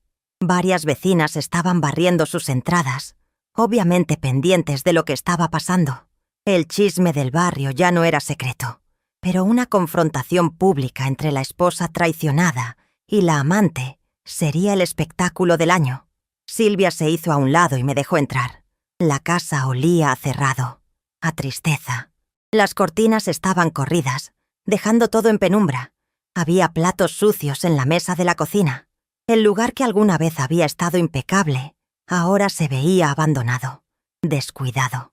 Silvia no me ofreció café, no me invitó a sentarme. Solo se quedó parada en medio de la sala, con los brazos cruzados sobre el pecho, esperando a que yo hablara. Me tomé mi tiempo. La miré de arriba abajo. Esta mujer que había compartido tantas mañanas conmigo, esta mujer que me había escuchado llorar, esta mujer que había sostenido mi mano mientras yo me quejaba de lo sola que me sentía, esta mujer que conocía cada detalle íntimo de mi vida, porque yo se los había confiado pensando que era mi amiga. «Quiero que me digas por qué», le dije finalmente. «No por qué te acostaste con mi esposo. Eso ya lo sé. Los hombres como Raúl son fáciles de conquistar cuando una mujer les ofrece lo que quieren. Quiero que me digas por qué fuiste mi amiga, por qué tomabas café conmigo cada mañana, por qué me escuchabas hablar de él, por qué fingías que te importaba». Silvia no respondió inmediatamente. Se mordió el labio. Sus ojos se llenaron de lágrimas, pero no eran lágrimas de arrepentimiento, eran lágrimas de autocompasión. «No fingía», dijo finalmente con voz temblorosa. Yo sí te tenía cariño, Teresa. De verdad». Me reí. Una risa seca, sin humor. «¿Me tenías cariño? ¿Me tenías cariño mientras te acostabas con mi esposo? ¿Me tenías cariño mientras me mirabas a los ojos cada mañana, sabiendo perfectamente dónde había estado él la noche anterior? ¿Me tenías cariño mientras me dabas consejos sobre cómo mejorar mi matrimonio cuando tú eras la razón por la que estaba destruido?» «No era así», empezó a decir. «Entonces, ¿cómo era, Silvia? Explícamelo. Porque yo de verdad no entiendo. No entiendo cómo una mujer puede hacerle eso a otra mujer. Especialmente una mujer que supuestamente va a la iglesia, que reza, que participa en grupos de oración, que se presenta ante todo el mundo como una persona moral y decente». Silvia se dejó caer en el sillón.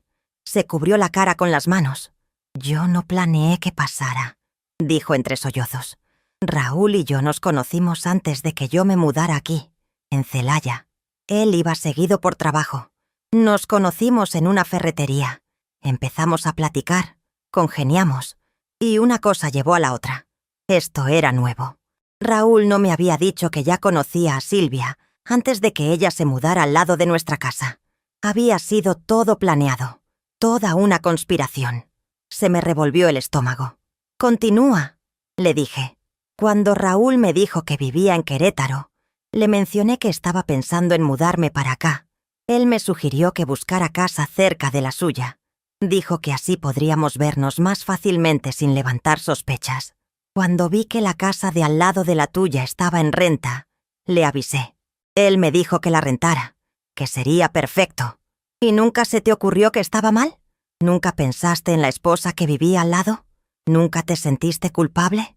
Claro que me sentí culpable, dijo Silvia levantando la cara. Tenía los ojos rojos, hinchados. Cada día me sentía culpable. Pero Raúl me decía que su matrimonio ya estaba muerto, que tú y él solo seguían juntos por costumbre, que ya no había amor, que estaba esperando el momento correcto para pedirte el divorcio. Otra mentira de Raúl.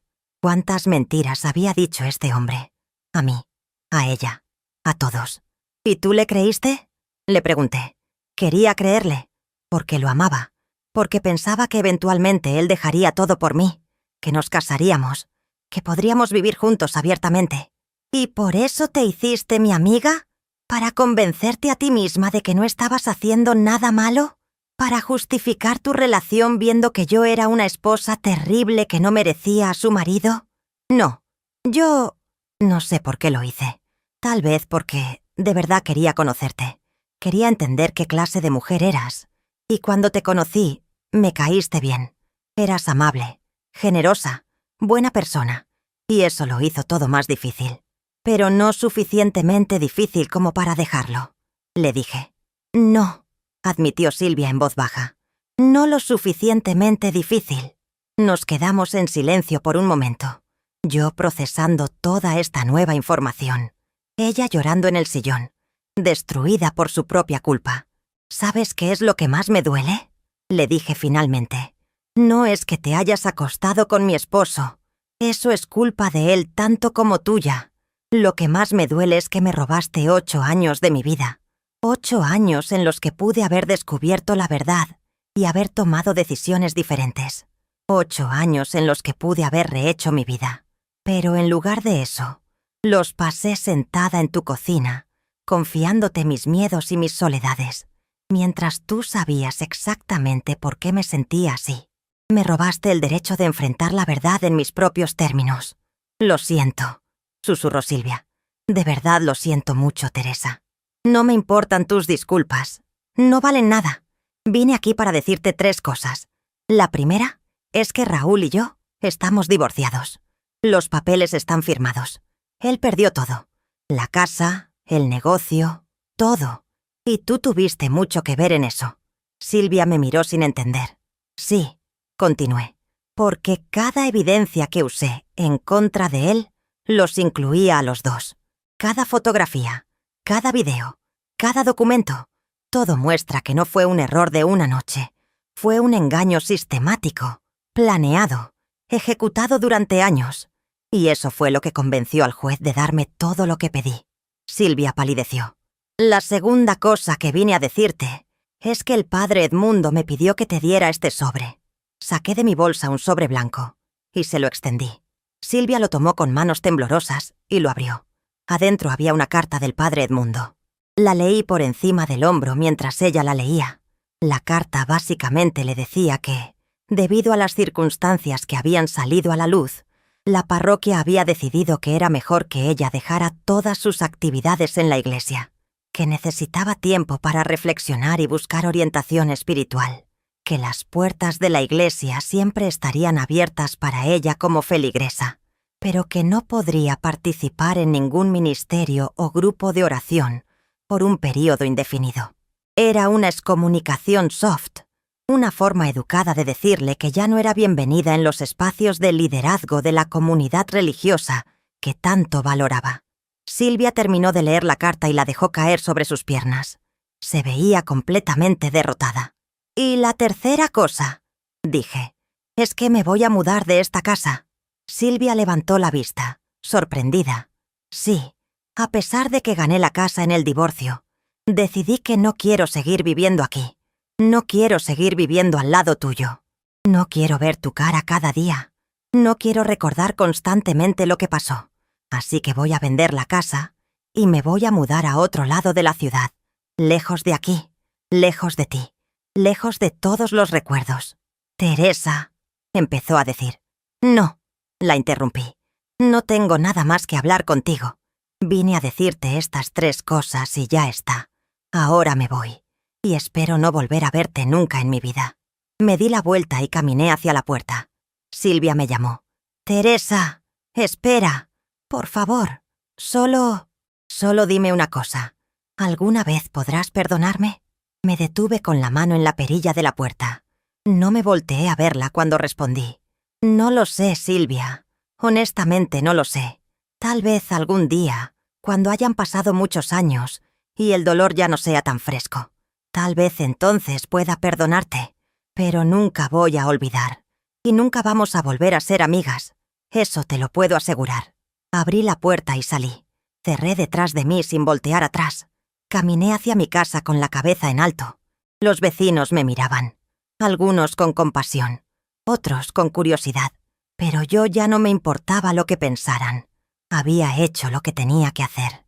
Había confrontado a la mujer que me había traicionado. Había dicho todo lo que necesitaba decir. Y ahora podía finalmente cerrar ese capítulo y empezar a escribir uno nuevo. Esa tarde llamé a un agente de bienes raíces. Le dije que quería vender mi casa, que necesitaba hacerlo rápido, que estaba dispuesta a aceptar un precio razonable con tal de no tener que seguir viviendo ahí. El agente vino a ver la casa al día siguiente. Tomó fotos, hizo mediciones. Me dijo que el mercado estaba bueno y que probablemente podría venderla en menos de un mes. Le dije que perfecto, que pusiera el anuncio inmediatamente. Mientras tanto, empecé a buscar un departamento para mí. Algo pequeño, algo cómodo, algo que fuera mío y solo mío. Sin recuerdos, sin historia, sin fantasmas del pasado. Carolina me ayudó a buscar. Visitamos varios departamentos durante 2 semanas. Algunos eran muy caros, otros muy chicos, otros en zonas que no me gustaban. Finalmente encontramos uno perfecto, en una zona tranquila del norte de Querétaro. Un segundo piso, en un edificio pequeño de solo 6 departamentos. 2 recámaras, baño completo, cocina integral, sala-comedor, un balconcito con vista a un parque. Era perfecto. Lo renté inmediatamente. Firmé el contrato por 2 años con opción a compra si me gustaba el lugar. Empecé a empacar mis cosas. 50 años de vida acumulados en cajas de cartón. Ropa, libros, fotografías, recuerdos. Decidí dejar muchas cosas. Muebles que Raúl y yo habíamos comprado juntos. Decoraciones que ya no tenían sentido en mi nueva vida. Vajillas completas que eran demasiado grandes para una persona sola. Hice una venta de garaje. Vendí todo lo que no necesitaba. Los vecinos vinieron. Compraron cosas. Algunos me daban palabras de ánimo. Otros solo miraban con morbo. Pero yo sonreía y vendía mis cosas como si fuera lo más normal del mundo. Con el dinero de la venta de garaje y con el dinero que iba a recibir de la venta de la casa, más el dinero de mi parte del negocio, más la compensación que Raúl me iba a pagar, yo iba a estar bien económicamente. Mejor que bien. De hecho, iba a tener suficiente para vivir cómoda el resto de mi vida. Para viajar, para hacer lo que quisiera. La casa se vendió en 3 semanas. Una pareja joven con 2 niños pequeños la compró. Me dio gusto que fueran ellos. Que la casa iba a volver a tener vida. Que iba a haber risas de niños. Que iba a haber amor genuino entre sus paredes. El día que me mudé, Silvia no salió de su casa. Pero yo sabía que estaba viendo por la ventana. Vi las cortinas moverse cuando el camión de mudanzas llegó. Vi la sombra de su figura mientras mis hijos y yo sacábamos las últimas cajas. Raúl tampoco apareció. No había vuelto a saber de él desde el día que firmamos los papeles. Supe por Miguel que se había mudado a un departamento pequeño cerca de su oficina, que estaba teniendo problemas con don Arturo en el negocio, que había tenido que despedir a varios empleados porque las ventas habían bajado, que se veía acabado, deprimido, como un hombre que había perdido todo lo que le importaba. Parte de mí sentía lástima, pero era una parte muy pequeña. La mayor parte de mí sentía que estaba recibiendo exactamente lo que merecía. Cerré la puerta de la casa por última vez. Le di las llaves a la pareja joven. Les deseé mucha felicidad. Me subí al carro de Miguel y nos fuimos. No volteé a ver la casa. No volteé a ver la casa de Silvia. No volteé a ver nada. Solo miré hacia adelante, hacia mi nueva vida, hacia mi nuevo comienzo. Los primeros meses en mi nuevo departamento fueron de adaptación. Estaba acostumbrada a tener una casa grande, a tener jardín, a tener espacio. Ahora vivía en un departamento de 2 cuartos, donde todo estaba más cerca, más compacto. Pero me gustaba la intimidad del lugar. Me gustaba poder limpiar todo en una mañana. Me gustaba no tener que preocuparme por el jardín o por el mantenimiento de una casa grande. Me gustaba la simplicidad. Decoré el departamento a mi gusto, con colores que a mí me gustaban, no los que Raúl prefería. Compré muebles nuevos, modernos, cómodos. Compré cuadros para las paredes, plantas para el balcón, cortinas bonitas para las ventanas. Por primera vez en mi vida, vivía en un espacio que era completamente mío, donde cada decisión de decoración la tomaba yo, donde cada objeto tenía un significado para mí, donde no había recuerdos compartidos con alguien que me había traicionado. Mis hijos venían a visitarme seguido, traían a mis nietos, hacíamos comidas familiares en mi nuevo comedor. Los niños jugaban en el parque que estaba frente al edificio, mientras yo los vigilaba desde el balcón. Era diferente, pero era bueno. Carolina me convenció de inscribirme a clases de computación en un centro comunitario cerca de mi departamento. Al principio me resistí. Pensaba que era muy vieja para aprender cosas nuevas, pero ella insistió. Resultó que me encantó. Las clases eran 2 veces por semana, 2 horas cada sesión. La maestra era una muchacha joven muy paciente que nos enseñaba poco a poco. Aprendí a usar el correo electrónico, a buscar cosas en Internet, a usar redes sociales, a hacer videollamadas con mis hijos cuando no podían visitarme. También hice amigas en esa clase. Otras señoras de mi edad que estaban en situaciones similares, viudas, divorciadas, mujeres que estaban aprendiendo a vivir solas después de toda una vida acompañadas. Nos entendíamos, nos apoyábamos. Salíamos a tomar café después de las clases. Café. ¡Qué irónico! Ahora yo tomaba café con estas nuevas amigas, pero ahora era diferente. Ahora yo sabía exactamente quiénes eran. Ahora no había secretos. Ahora la amistad era genuina. También empecé a ir a terapia regularmente, 1 vez por semana con la doctora Patricia. Las sesiones me ayudaban a procesar todo lo que había pasado, a entender mis emociones, a trabajar en mi sanación.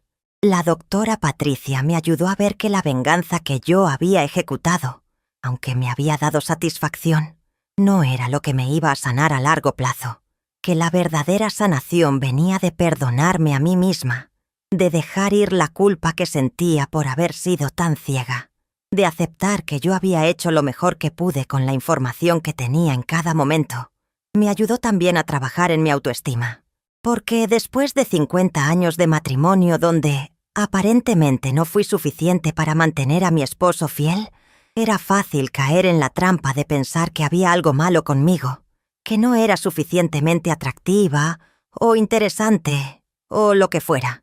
Pero la doctora Patricia me hizo ver que el problema nunca fue conmigo, que la infidelidad de Raúl no decía nada sobre mi valor como mujer, que decía todo sobre su carácter, sobre sus decisiones, sobre sus fallas. Poco a poco, empecé a sentirme mejor. Los días malos se volvieron menos frecuentes. Las noches de insomnio disminuyeron. Las lágrimas dejaron de venir sin aviso. El dolor, que al principio era constante y agudo, se fue convirtiendo en algo más manejable. Una tristeza sorda que estaba ahí, pero que ya no me paralizaba. 6 meses después de mudarme, hice mi primer viaje. Carolina me llevó a Puerto Vallarta. Pasamos una semana ahí, en un hotel frente a la playa, nadando en el mar, comiendo mariscos, tomando el sol, caminando por el malecón. Fue maravilloso. Nunca había hecho algo así. Nunca me había dado el permiso de simplemente disfrutar, de no preocuparme por nadie más que por mí misma, de despertar cada día y decidir qué quería hacer sin tener que consultar con nadie. Raúl me mandó un mensaje mientras estaba en Puerto Vallarta. Era la primera vez que sabía de él en meses. El mensaje decía: «Supe que estás de viaje. Me da gusto que estés bien, que estés haciendo cosas para ti. Te lo mereces. Sigo arrepentido de todo. Espero que algún día puedas perdonarme». No le respondí. Borré el mensaje y seguí disfrutando mis vacaciones. Cuando regresé a Querétaro, me sentía renovada, con energía, con ganas de seguir viviendo, de seguir descubriendo quién era yo sin ser la esposa de alguien. Me inscribí a más clases: cocina, pintura, yoga. Quería probar cosas nuevas. Quería mantenerme activa. Quería llenar mi vida con actividades que me hicieran feliz. También empecé a hacer voluntariado en un refugio de mujeres maltratadas. La doctora Patricia me lo había sugerido. Dijo que usar mi experiencia para ayudar a otras mujeres podía ser terapéutico para mí y útil para ellas. Tenía razón.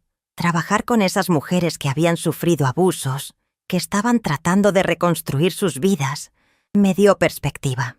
Me hizo ver que mi situación, aunque dolorosa, no era la peor que le podía pasar a alguien, que yo tenía recursos, que tenía opciones, que tenía la fuerza para salir adelante, y también me hizo ver que yo podía usar mi historia para ayudar a otras, que podía ser un ejemplo de que nunca es tarde para tomar control de tu vida, de que nunca es tarde para exigir respeto, de que nunca es tarde para empezar de nuevo.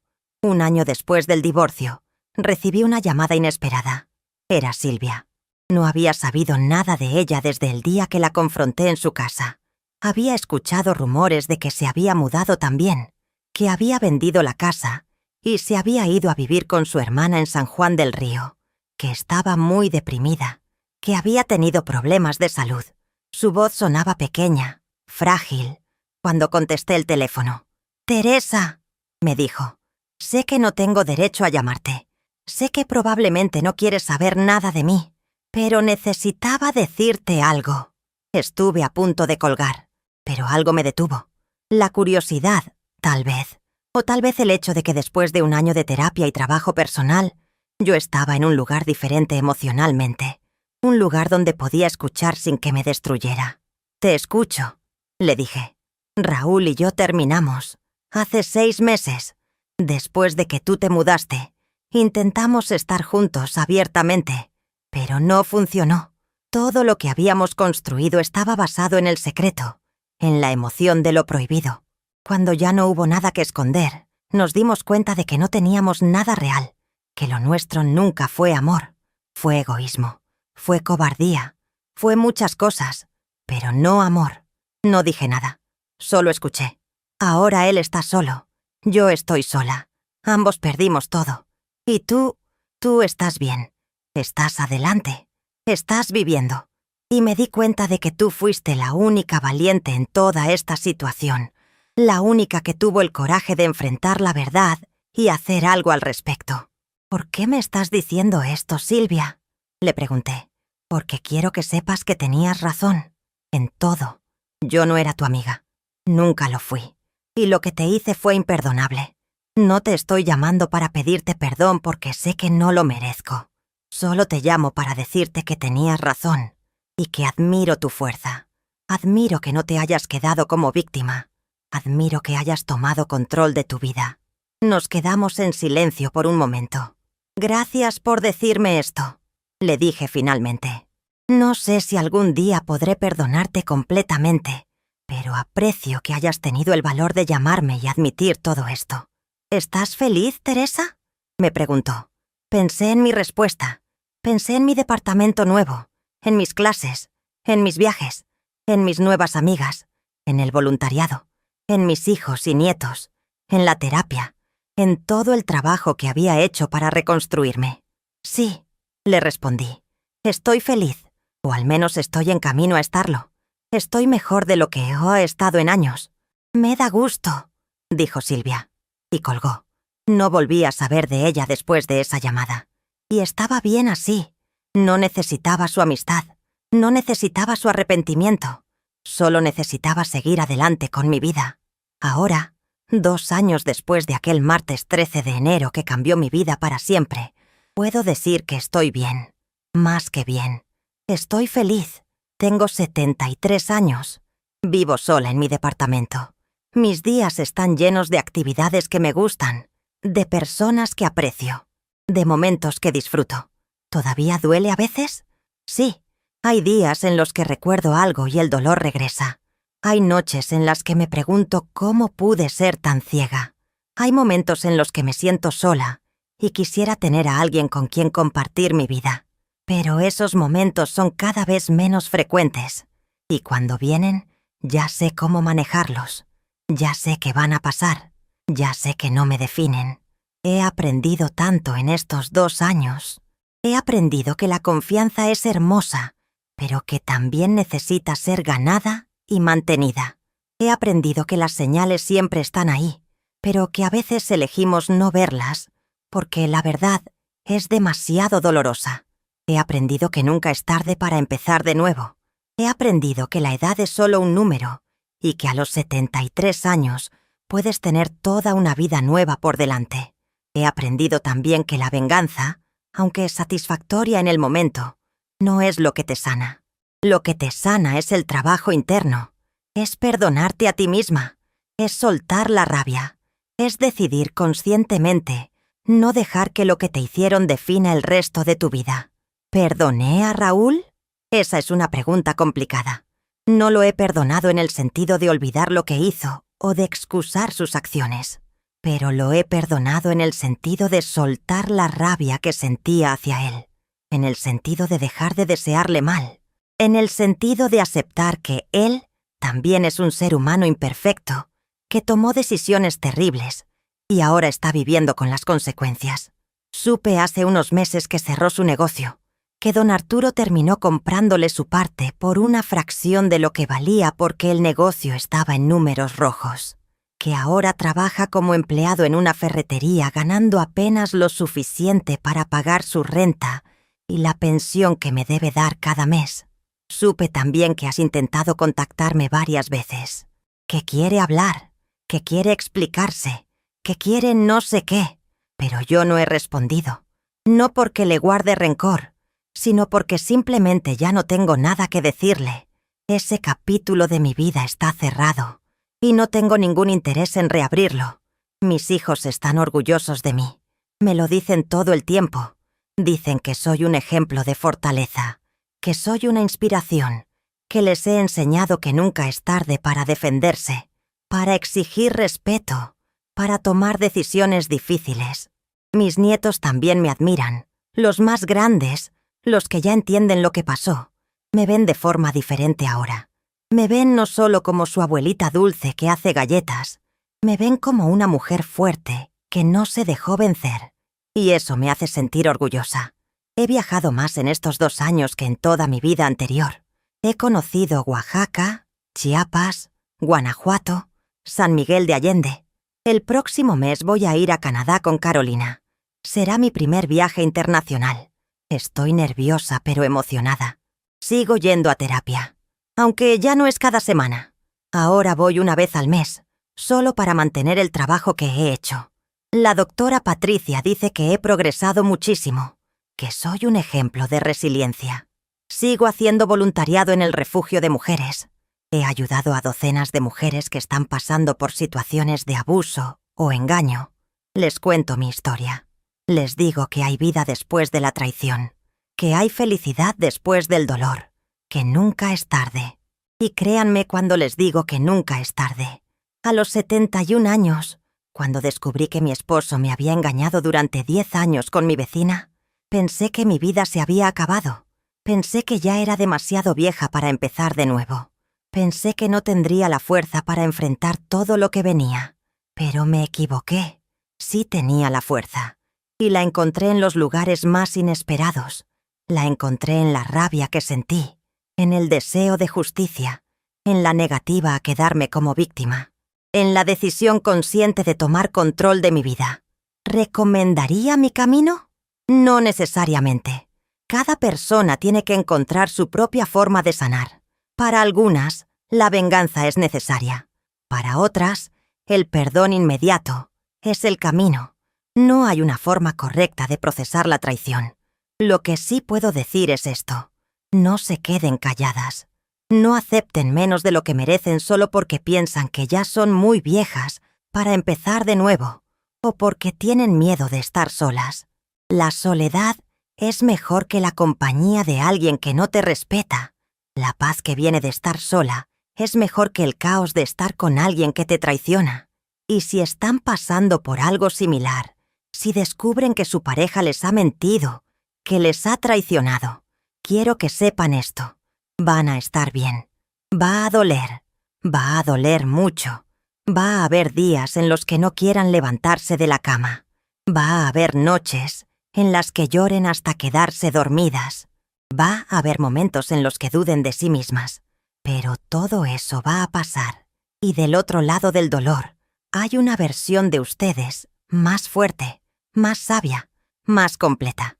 Una versión que sabe su valor, que no acepta migajas, que exige respeto, que vive la vida en sus propios términos. Yo encontré esa versión de mí a los 71 años. Y si yo pude hacerlo, ustedes también pueden. Nunca es tarde para empezar de nuevo. Nunca es tarde para exigir lo que merecen. Nunca es tarde para ser feliz. Y si llegaron hasta aquí en mi historia, si me acompañaron en este viaje desde el descubrimiento hasta la sanación, les agradezco de corazón. Espero que mi historia les haya servido de algo, que les haya dado esperanza o fuerza, o simplemente la confirmación de que no están solas. Si esta historia les llegó al corazón, si sintieron que valió la pena escucharla completa, les agradecería mucho que me dejaran un like y se suscribieran al canal. Pero más que eso, les agradecería que compartieran su experiencia. ¿Han pasado por algo similar? ¿Conocen a alguien que esté pasando por esto? Déjenme un comentario. Cuéntenme de qué país me están viendo. A veces solo saber que no estamos solas hace toda la diferencia. Y recuerden, nunca es tarde para tomar control de su vida. Nunca es tarde para exigir respeto. Nunca es tarde para ser feliz. Gracias por escucharme. Gracias por estar aquí. Y que Dios las bendiga a todas, donde quiera que estén. Con mucho cariño, Teresa Robles.